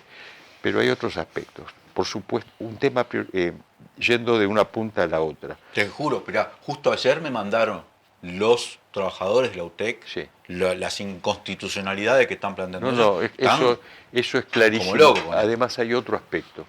Vamos a poner contento. El Uruguay, y yo creo con los años de Frente Amplio, la matrícula de estudiantes en educación terciaria, superior, universitaria aumentó de manera muy importante, la expansión a todo el territorio con lo que eso implica, no solo de acceso y de democratización del acceso a la educación terciaria, sino también el aporte a la construcción de entramados social y desarrollo social y económico, que por eso sí podemos desarrollarlo con mayor detalle. Pero el tema de la educación terciaria y superior es un tema mayor, hay que seguir recorriendo ese camino, tratando de generalizar, facilitar el acceso y desplegarlo en todo el territorio, y profundizando algunos caminos que se mostraron muy claritos. Ese desarrollo tiene que hacerse con las comunidades, con la sociedad, ligado a los proyectos de desarrollo y de futuro de los distintos territorios. Ahí la UTEC juega un rol, la Universidad de República con sus polos regionales sin ninguna duda. La futura Universidad de Educación puede sumarse a eso, pero es necesario que todos ellos puedan constituir realmente, fortalecer algo que prácticamente se debilitó en estos tiempos, que es un sistema navegable, coherente, colaborativo de enseñanza terciaria pública. Ese es el gran objetivo. Pero en la otra punta tenemos que seguir completando el esfuerzo para universalizar, ahí sí la palabra es esa, lo que es la educación inicial, y tenemos que el tema de enseñanza media es uno de los grandes objetivos. Los pasos, se tiene que seguir dando pasos sustantivos. En todo esto, una de las cosas centrales es, y ahí vuelvo a lo transversal, los ejes integradores, el compromiso de la educación con la sociedad. La educación solo no puede si no trabaja muy vinculado a la educación, a su territorio. El compromiso de la educación con el territorio, el vínculo del territorio con la educación es central. Si nosotros recorremos y miramos lo que pasa en distintos pueblos del interior, lo que pasó y lo que está pasando, ese vínculo con la sociedad, el vínculo de las instituciones educativas con el compromiso con el territorio, con la gente, ayuda a transformar la educación. Por ahí van algunos de los caminos que se están recorriendo, que se piensa recorrer en la propuesta que se hace en educación. También integrada junto con, eso incluye desde deporte hasta cultura, ¿verdad? Y está vinculado a ese proyecto de país donde el desarrollo económico sostenible, con transformación, ¿cómo se llama? Transición ecológica justa, requiere formar a nuestra gente, requiere desarrollar capacidades, y la educación entonces tiene que estar, el proyecto educativo y las propias instituciones tienen que estar muy vinculadas a ese proyecto de país. Me queda espacio como para dos preguntas, y si logramos meterla, porque no nos queda mucho tiempo realmente. Pero una es, de costadito esto de la educación, es, ¿se piensa en nuevas institucionalidades vinculadas, por ejemplo, con la ciencia y la tecnología? Veníamos con la experiencia de la ANI, ahora hay una encuesta de la ANI que dice que el 79% de la población quiere aumentar la inversión en ciencia y tecnología. Sabemos lo que fue el impacto que tuvo esta política, los científicos y las científicas en el medio de la pandemia y en estos tiempos, pero se ha trascendido por ahí el rumor de quizá el Frente quiera crear un Ministerio de Ciencia y Tecnología, pasar de agencia a algo más, no sé. ¿Hay algo planteado en ese sentido? Y también en el terreno cultura, como me dijiste que había una línea. Te la dejo como dos preguntas en una, porque la última, ya se las adelanto, es en programa en materia de seguridad que planteó ahí por lo menos conceptual. Y después no nos da tiempo para más nada. Tendríamos que tomo la primera y Yo hablo de economía, vos hablas de ciencias. No, esto es lo que hemos... Ojo, se ha hablado mucho en este proceso, porque es fundamental, y así lo asignamos. Yo hablé hoy que la cultura la pusimos como un eje adicional, un eje específico en el programa, y la ciencia y la tecnología está en tercer lugar en el primer eje y es absolutamente transversal a todo. Por lo tanto, lo que el país haga en estas materias es muy importante, incluyendo lo institucional. En las bases programáticas como criterio, y siendo bases programáticas, no siendo un plan de gobierno que viene después, tratamos de no avanzar demasiado sobre herramientas, sobre todo de corte institucional, pero sí de criterios. Cuando hablábamos de transversalidad, cuando hablábamos de los gabinetes colectivos, cuando hablamos de la posibilidad de programas regionales, bueno, estamos hablando de criterios a llevar adelante en un plan de gobierno ya más bajado a tierra. Hay una sola, digamos, hay una sola definición acerca del tema ministerial, capaz que podemos... es un tema que se está hablando a nivel nacional y que la comisión entendió que en la propuesta era importante la primicia en legítima defensa. No va a suprimir el Ministerio de Defensa, ¿no? Ponerle un nombre. Es la necesidad que tiene el país en este proceso que estamos llevando adelante de avanzar en un Ministerio de Justicia y Derechos Humanos. Okay. Con una serie de funciones que se detallan y bueno. Pero salvo eso no hay otras menciones explícitas en estas bases programáticas, en esta propuesta de bases programáticas, a la institucionalidad. De cualquier manera, en los dos temas que tú mencionaste, la comisión profundizó, habló y estableció una formulación de institucionalidad al más alto nivel. Hay una serie de cuestiones operativas que nosotros entendemos desde el punto de vista de la estructura del Estado que podrían facilitar esos objetivos de que al más alto nivel estemos considerando tanto el tema de la cultura como el tema de la ciencia y la tecnología. La ciencia y la tecnología el Frente la colocó en un lugar prioritario, sobre todo si la vinculamos con la innovación, con una ley de innovación, con creación de un gabinete colectivo, con creación de una agencia de innovación e investigación, con líneas de trabajo muy fuertes, como han sido, bueno, el Sistema Nacional de Investigadores o la puesta a disposición de la enorme cantidad de papers que hay a nivel mundial para nuestros científicos, etcétera, entre otras líneas de la ANI. Creemos que hay que dar una vuelta de tuerca grande. Hubo en el último periodo nuestro una intención que fue una intención que, bueno, podíamos haberlo hecho más ambicioso y que creemos que hay que hacerlo más ambicioso, que fue la generación de la Secretaría en la órbita de presidencia. Bueno, todo esto requiere de una vuelta de tuerca fuerte, porque es uno de los temas clave que tenemos para adelante, ¿no? Y también el tema de ponerle el presupuesto que se necesita a actividades de este tipo, además de incentivar al sector privado a que ponga lo suyo, ¿no? Eso también es fundamental. Bueno, me queda entonces esto del Ministerio de Justicia, me daba para preguntarle qué va a pasar con el Instituto Nacional de Rehabilitación, si iba a haber un lugar, si las cárceles iban a cambiar de ministerio, todo eso, pero no nos da tiempo. Muy lejos, ya fuimos lejos con el Ministerio. Ya avanzamos demasiado. Está, pero es un en tema seguridad mayor. Es un tema mayor. y no me queda más tiempo. Es un tema mayor y para el Frente de Seguridad siempre fue un tema que implica digamos, una mirada integrada de distintos aspectos y como contesto sin dar demasiado detalle, pero es un tema prioritario, se trabajó en forma también muy amplia, muy abierta y por supuesto hay una cantidad de aspectos que hacen políticas sociales, políticas de generación de convivencia, de contención, de prevención, pero al mismo tiempo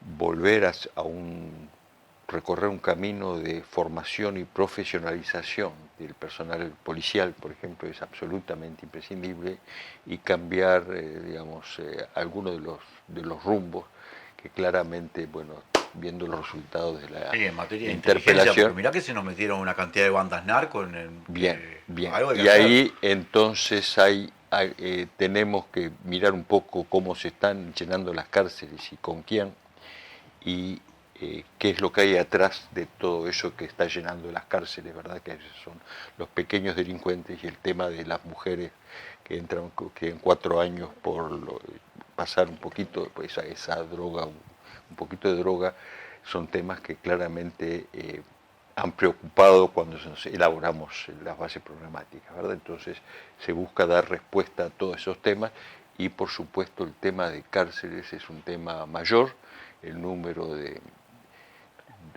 personas encarceladas es creciente y van saliendo a la sociedad personas que están realmente con serios problemas o incapacitados prácticamente para reincorporarse a la sociedad.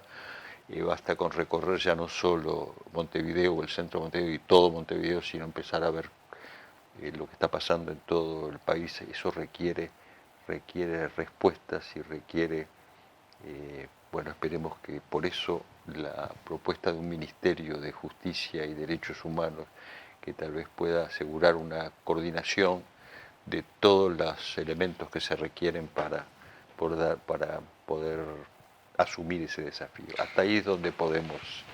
Le pido a la vicepresidenta del Frente Amplio, Verónica Piñeiro, que nos haga el honor de darle un puntillazo final a esto y, bueno, corolario, digamos. Un corolario.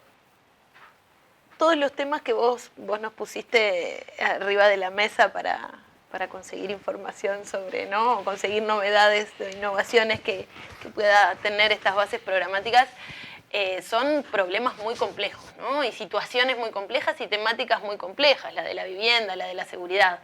No van a encontrar en el programa del Frente Amplio, en estas bases programáticas, soluciones fáciles a problemas complejos, ¿no? El gobierno actual, haciendo campaña, decía que era muy simple resolver el problema de la seguridad y tenían la fórmula mágica para resolverlo y que era fácil, y eso de hecho no pasó y estamos ahora ante la situación compleja que estamos en el tema seguridad. Con vivienda podemos decir lo mismo, ¿no? En base a promesas electorales que escapan de la realidad, después es fácil ver y darse cuenta que no se resuelven tan fácil, ¿no? Y ahí creo que esa cuestión de las bases programáticas desafían al Frente Amplio incluso en cosas que nosotros mismos propusimos y nosotros mismos generamos durante los gobiernos del Frente Amplio, pero no van a encontrar la propuesta mágica y simple a situaciones que son muy complejas, a problemáticas que son muy complejas y a realidades que van a quedar después de estos 5 años de gobierno de la calle. Y para cerrar, una cuestión que yo quería transmitir, capaz que era al principio, pero queda ahora al final, la importancia sustantiva que tiene para el Frente Amplio la construcción programática, ¿no? Una de las construcción programática, la unidad de programa, es una de las señales del Frente Amplio, es lo que nos permite también construir unidad y construir unidad atrás de una propuesta programática que marca el camino hacia donde el Frente Amplio quiere ir si accede al gobierno.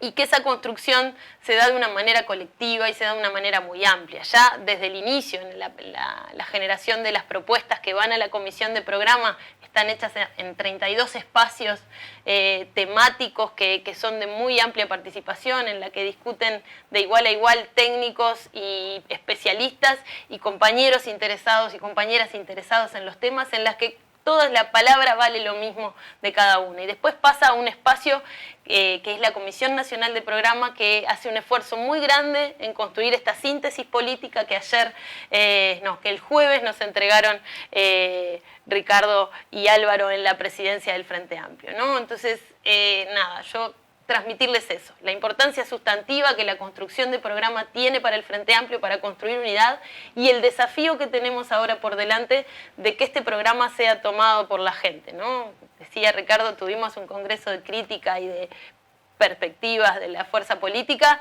nos alejamos de la gente, necesitamos que la nueva propuesta programática contenga a la gente y sea construida también con la gente. Muchas gracias, Verónica Piñeiro, muchas gracias, Álvaro García, muchas gracias, Ricardo Ehrlich, y muchas gracias a todos y todas los que nos están acompañando. Vamos a un corte y ya volvemos, vamos a tomar un café con Víctor Hugo Popi Avelando en Legítima Defensa, segunda dosis. Firma Digital Habitat es una plataforma para que todos los usuarios puedan subir, firmar y enviar documentos con la misma validez que la firma presencial, garantizando que todos son quienes dicen ser. Solicitala sin costo en nuestra web e identificate por única vez en cualquiera de nuestros locales para poder firmar desde donde estés. En Habitat, hoy más que nunca, te hacemos la vida más fácil.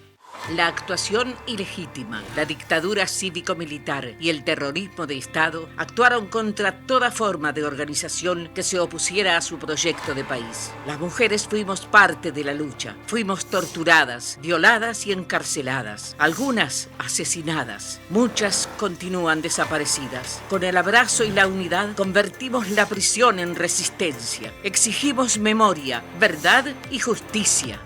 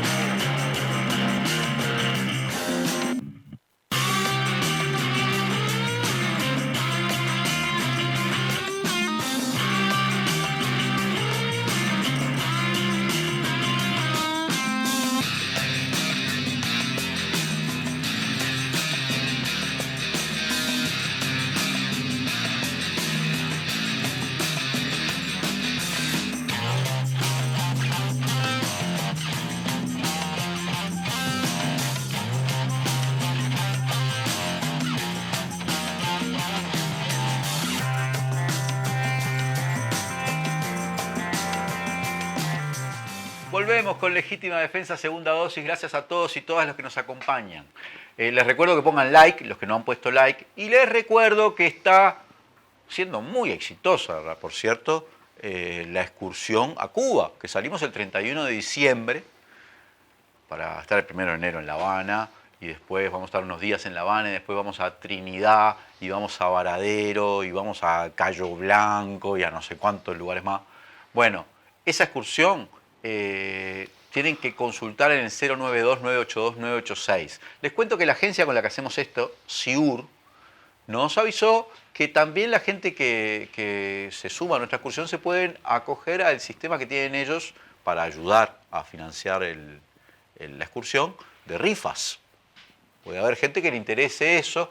Toda esa información te la dan en el 092-982-986 y ahí está el mail de la gente de SIUR para ver cómo haces para, si quiero vender rifas, mucha gente lo hace para otros grupos de viaje.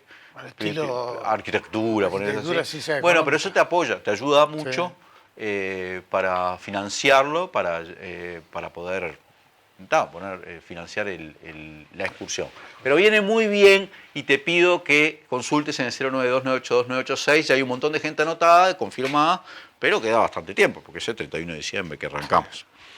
Bueno, Popi, vamos a meternos con los temas de la semana. Te propongo empezar con el lo que sucedió esta semana fue la vigilia, el día 26 de noche, que organizó Jacarandá, de familiares, hijos de gente que estuvo presa, exiliada, en el Palacio Legislativo, muy emocionante, con todas las velas, todo esto. Con los bidones, con las velas. Ahí está. Y después el 27 se hizo toda la Asamblea General, incluso culminó con la presencia de los 3 expresidentes vivos, el actual presidente, Sanguinetti, Lacalle Herrera. 4 presidentes, 3 expresidentes y el presidente, y José Pepe Mujica. ¿Comentarios? No, esa fue una jornada, sobre todo la que rodeó el Palacio, muy, muy emotiva. Después lo otro fue... la inauguración del memorial de las presas. La inauguración del memorial de las presas, ahí frente al Palacio, Colombia y Avenida de las Leyes, ¿no?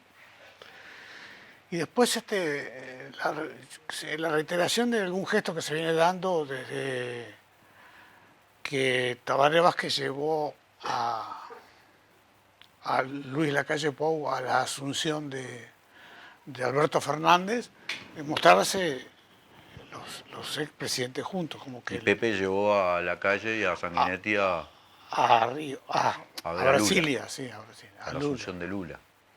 Quiero decirte igual, no desluce lo que fue toda la actividad, porque la actividad fue muy emotiva, pero hubo algunos comentarios que son insoportables. Por ejemplo, el tuit del Ministerio de Educación y Cultura. Ah, sí. Son negacionistas. Sí, hay negacionistas. Este gobierno tiene negacionistas que no pueden decir nunca más terrorismo de Estado, nunca más dictadura, sin introducir la teoría de los 2 demonios, sin... Sí. Es impresionante. Lo del Ministerio de Educación y Cultura decía en el tuit, nunca más dictadura, nunca más terrorismo, nunca más mesianismo. Mesianismo, sí. Ya era como una cosa para... ¿no? No pueden decirlo. Supongo que yo se refería a los militares mesiánicos y a la guerrilla. Esa era la idea de reflotar los 2 demonios. Ella era 2 demonios. Los 2 demonios, claro. Tremendo. En redes Pero sociales hay un esfuerzo de reconstrucción de la historia, ¿no? De generar ese nuevo relato. Que es la tesitura de Sanguinetti también. Es de Cabildo abierto. Que dice que los colorados no tienen nada que reprocharse, que siempre estuvieron al pie de la Constitución. Sí. Como si el pachequismo, que era el sector mayoritario del Partido Colorado, no hubiese estado a favor del golpe. Sí. Si el presidente que dio el golpe de Estado no hubiese sido colorado también, porque toda la vida... Y lo de los blancos, pues Echegoyen, el herrerismo, Echegoyen no fue el primer presidente... Martín Recaredo de Echegoyen, primer presidente del Consejo de Estado. Y después Aparicio Méndez no era blanco como Hueso Bagual. 421 tipos pusieron de blanco y colorado en los consejos de Estado de la dictadura y cargo de confianza de la dictadura. Pero no. Solo un intendente renunció. Amaral, de Rocha. El resto siguieron siendo intendentes bajo dictadura. Ah, tío, está todo bien, pero tampoco todo...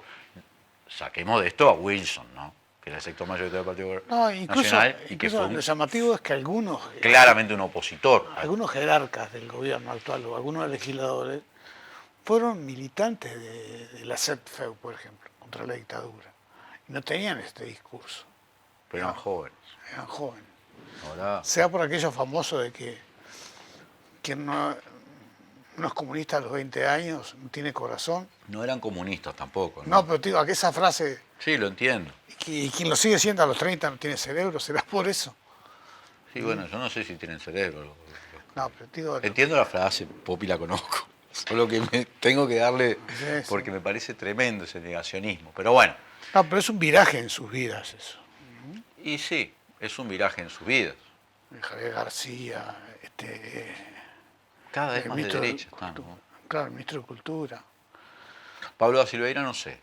Pablo Silveira siempre también fue de derecha. Capaz sí, que era CEP. Era CEP también. Wow, ese fue el ministerio donde se hizo este tuit que estaba mencionando. Sí. Popi, y al otro día fue la interpelación a Luis Alberto Heber. La interpelación más larga del periodo, ¿no? Maratónica, 24 horas de interpelación. 24 horas de interpelación. Sí, y además con un ingrediente novedoso que es por primera vez un ministro no tiene respaldo parlamentario a su En gestión. este periodo, ni siquiera teniendo la coalición mayoría parlamentaria, pudieron aprobar la moción de respaldo presentada por el Partido Nacional y el Partido Colorado, porque la votó el Partido Nacional, el Partido Colorado, el Partido Independiente, Lust, que uno no sabe qué es, pero no la votó Cabildo Abierto. Y el Frente Amplio. Ni el Frente Amplio. El Frente Amplio planteó, de hecho, la censura, el rechazo a las expresiones y la censura. Cabildo planteó una moción propia que venía con un palo para lo actual y un palo al anterior. El Frente se la desglosó y terminaron aprobando la parte del palo para el actual. El palo para el actual. Que no cumplía con los compromisos de... No cumplía con lo prometido en un compromiso por Uruguay, ¿te acordás? Y que además las cárceles no servían para rehabilitar nada. Cuestionaba esos aspectos. El sistema carcelario y la falta de resultados, ¿no? Estamos grabando este bloque, por lo cual no podemos afirmar que en el fin de semana no se analice la moción de censura, que tiene que ser no menos de 48 horas después de la sesión, o sea que podría ser durante este fin de semana. Sí. Supongamos que no haya sido, o que haya sido, yo te parto de la base de que la censura no va a salir. Cabildo, si ya fue, no la votó, y si va a ser, no la va a votar. Si después la realidad me desmiente, mejor, pero no le veo... No, y además no creo que de inmediato la calle Pou resuelva cambiar. Ahí el país se equivocó, dice que tras 24 horas de interpelación el Frente Amplio y Cabildo pidieron la censura, pero no, el Frente pidió la censura, Cabildo no. Cabildo la va a tener que tratar, pero no creo que la vote, ¿no? Ahora hay una cosa que me llama la atención de toda la exposición de Heber, ¿no? Que también interroga sobre algunas cosas, porque él dice, él da a entender que gracias al éxito del combate al narcotráfico hay aumento de los homicidios, ¿no? Hay más ajuste de cuentas. Quiere decir que una consecuencia natural de ir ganando esa guerra que él plantea es que haya más muertes. Entonces eso te cuestiona toda la estrategia, porque además no es muerte solo de delincuentes, también gente que en los tiroteos queda en el medio, ¿no? Como ya pasó. Una vez en un Legítima Defensa Segunda Dosis que analizamos este tema, no me acuerdo quién fue el investigador, un especialista en estos temas, que estaba en el programa, que dijo: si se ataca a las bocas, que es el último orejón del tarro, digamos, y eso hace crecer la violencia entre las bandas. La estrategia tiene que ser otra, porque esa especie de saturación de los... ¿no? Ni termina con el tráfico, ni siquiera con el menudeo, pero sí genera más violencia entre las bandas en la disputa, por el espacio, por el territorio. Quizá venga por ahí lo que quiere decir el ministro, ¿no? Que como están pero es como los daños colaterales en la guerra. Me pasa que la estrategia no es correcta. No es correcta. La estrategia de la guerra al narcotráfico, tal como está planteada en el mundo hoy, no es correcta. Es que la estrategia de pelear contra las bocas te genera esto, entre otras cosas. Pero además hay que pelear contra el lavado, que es lo que dicen mucho. Justamente fue aquel día en que estuvo el ex presidente, el director de Senaclaft, ¿te acordás? Claro, la estrategia tiene que ser arriba, si querés terminar con el narcotráfico y además que no te genere este tipo de luchas entre bandas. No sé, de todas maneras es curiosa la actitud de Heber de decir los números me respaldan, ¿no? Como que estamos mejor. Eso no se lo cree nadie. Y además no sé qué significan los números cuando aumentaron como aumentaron las muertes dudosas, ¿no? Sí. Además, él dijo una cosa que en la interpelación dijo, por ejemplo, que cuando él decía no nos perdonan el éxito, no se refería al éxito en la campaña contra la inseguridad, sino el éxito de haber ganado las elecciones. Modificó su afirmación original. Ah, sí, bueno, pero esos son... No le podemos... Pero parece ser un ministro a término, ¿no? Por decisión propia. Y yo no sé lo que va a hacer. El presidente lo respaldó. Está claro que la sociedad no lo respalda y tampoco en el Parlamento consiguió los votos. Así que, no sé, sus motivos tendrá la calle Pou para sostenerlo. Y además después de las declaraciones que hizo, ¿te acuerdas el acto hace poco cuando con venezolanos y los cubanos y dijo yo soy el que hace los pasaportes? Que entra en contradicción con lo que había dicho en el caso Marcet. Bueno, pero en el caso Marcet mintieron. abiertamente, ¿no? Pero abiertamente, ¿no? Pero bueno, una contradicción así tan gruesa. Pero el problema es que está haciendo campaña electoral ya y está en el ministerio, ¿no? Por eso fue un acto de la 71. Y sí, es que quedó a cargo de la campaña porque Penades está fuera de combate. Sí. Entonces es él el que promueve a Laura Raffo. ¿Qué otro dirigente tiene fuerte así para hacer eso? No. Sí, yo no recuerdo en este momento. Salieron nuevas encuestas, Popi. Sí. Mantiene la tendencia, ¿no? Sí, el frente sigue creciendo, ¿no? Un punto más le da Equipos Constructores, 43, 36 a la coalición. O sea, 43 el frente contra 36 toda la coalición sumada, ¿no? Son 7 puntos, ¿no? 7 puntos y todavía con muchos indecisos para asignar. Sí. Es un piso alto del Frente Amplio en este momento, ¿no? A diferencia del 19, viene con un piso muy alto. El 19 y el 18, ¿no? Viene con un piso alto. Sí, el Frente puede decir que viene bien, cuando quedan ya un año para las elecciones internas. Un año justo. Y se generan nuevas adhesiones. El viernes hizo un año justo. Nuevas adhesiones también tanto para la candidatura de Carolina Cose y también para Orsi. Ambos tuvieron nuevas adhesiones esta semana. Sí. Pero Carolina Cose sumó al Nuevo Espacio. Nuevo Espacio y al grupo de Reboledo, ¿no? Sí, los vasquistas. 1303 creo que es. No me acuerdo. Pero hay un grupo que apoyó esta semana a Orsi, que no me acuerdo cuál es, pero quiero decir, ambos vienen sumando adhesiones. Sí, falta resolver convocatoria, ¿no? Álvaro García. Convocatoria, claro. Justo que lo tuvimos hoy acá, Sí, y no le preguntamos. Convocatoria como tal, ¿no? Porque Asamblea Uruguay, Fuerza Renovadora y otros grupos ya decían, plataforma no, que es el de Álvaro García. PDC también resolvió. Viste que hubo una reunión esta semana entre la dirección, entre el Frente Amplio y el presidente, Sí. por el tema Agua. ¿Qué me contás de esa reunión?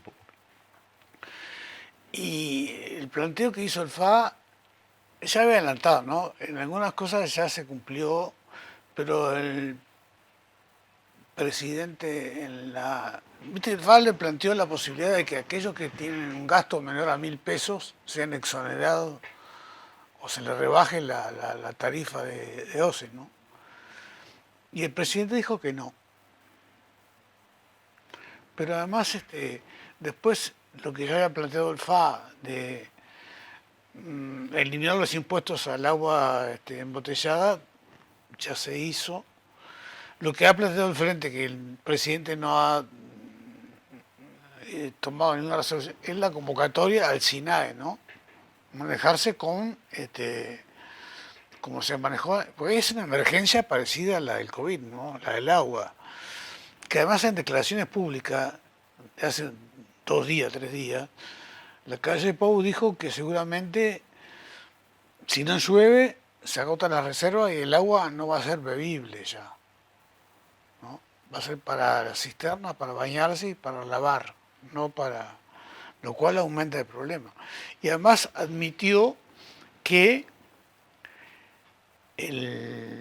ese bypass que van a hacer del río San José hasta puede llevar más de 30 días. Así que... Yo te lo dije, Sí. no te dije la semana pasada que Sí. eso no salía en 30 días. Recién arrancaron. Dicen que recién arrancaron. Pero además por lo que decía, ¿te acordás del diario El País? Que la cantidad de ductos que puede transferir Brasil es a 1 kilómetro por semana. Y se necesitan 20 kilómetros. Sí. Ponerle que vayan más rápido, pero igual no va a demorar un mes ni por casualidad. Un mes son 4 semanas. 4 kilómetros de ducto. 16 kilómetros que tenés que ir con balde, ¿no? Desde el San José hasta el ducto. Sí, está complicado. No, nos quedamos sin agua. Salvo que llueva. Agua salada. Agua de mar. Olvídate de tomar agua de la canilla, De ¿no? bañarse. Popi, la gente que... No todo el mundo se puede bañar con agua salada, porque hace cosas en la piel, o sea, no es... O te dicen, bueno, ¿sirve para tirar la cisterna? Bien, sirve. Pero ya para todo el resto, los calefones se rompen. No sé, para lavar la ropa. Hay jabones que no hacen la espuma con el agua salada. Hay muchas cosas que se necesita el agua dulce, no es solo tomarla, que no es menor. Sí, y yo te quiero meter un tema ahí que hay que verlo también, que en algún momento vamos a ver lo que es el tema del hidrógeno verde y el uso del agua dulce de los acuíferos, que es un tema que hay que cuidar también.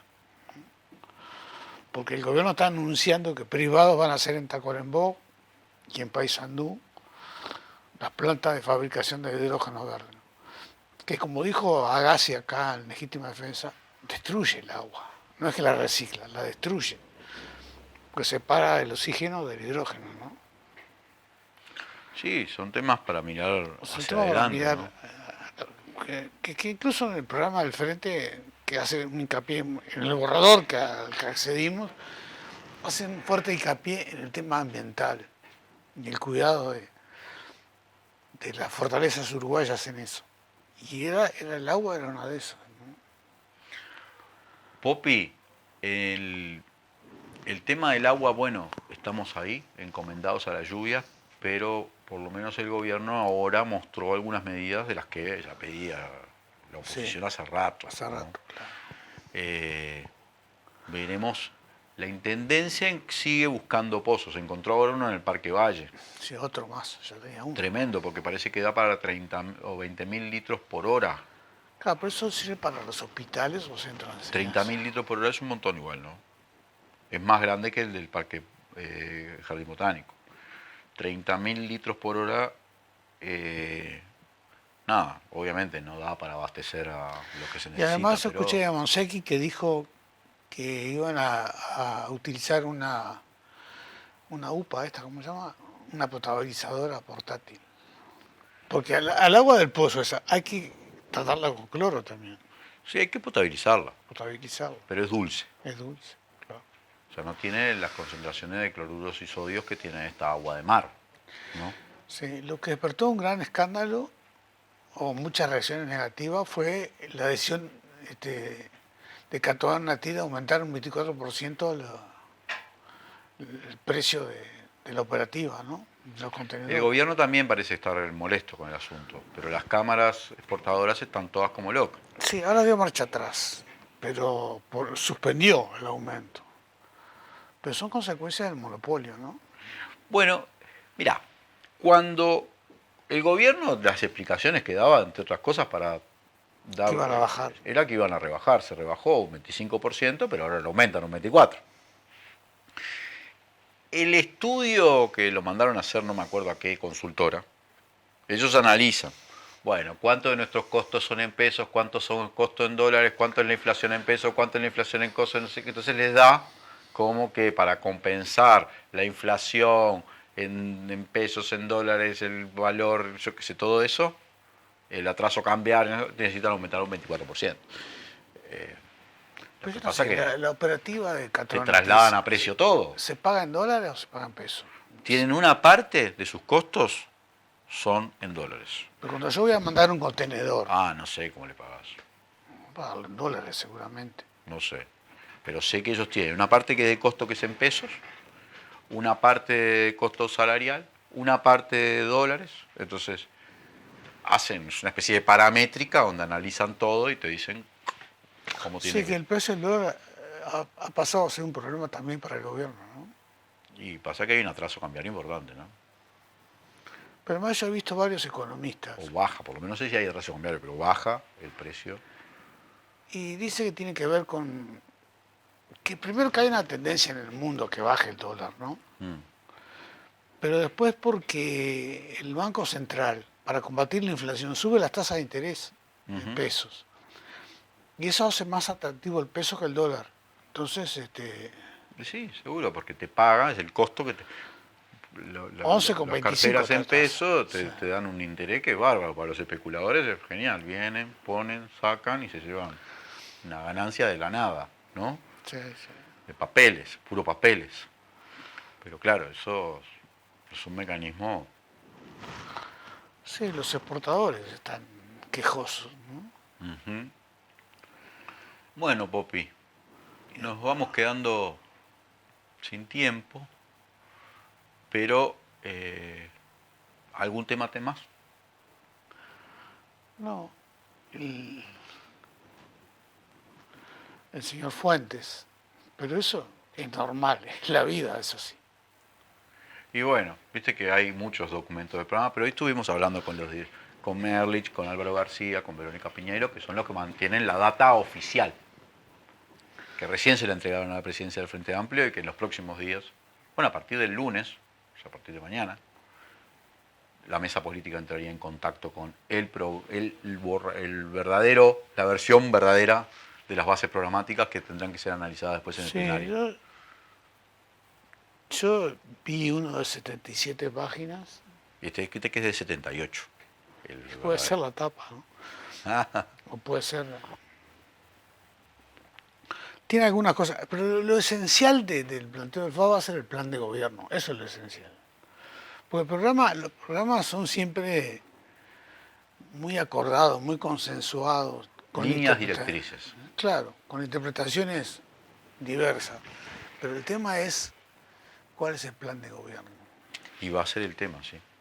Pero ahora estamos en este proceso. Hasta que en diciembre... Que incorpora cosas con mucho énfasis en temas como medio ambiente,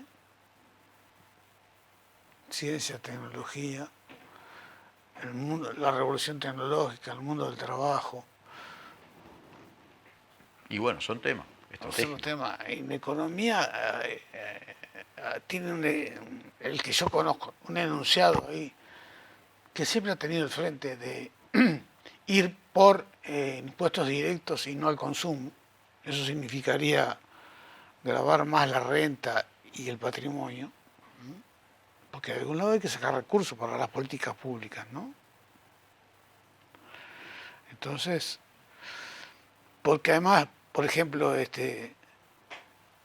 alguna vez Mujica planteó de buscar emprendimiento donde el Estado tuviera ganancias en conjunto con privados, ¿no? Vos tenés Catoga en una tía ahí, que Cuencas del Plata, ¿no? El Estado tiene el 20%. Ahora, que yo sepa, nunca obtuvo dividendo de ese 20%. El 80% de la empresa belga, ¿no? Popi, nos quedamos sin tiempo. Bueno. Así que nos vemos el próximo domingo en nuestro bloque tradicional. Gracias a todos y todas los que nos acompañaron. Soy Leandro Grille. Esto fue Legítima Defensa, segunda dosis.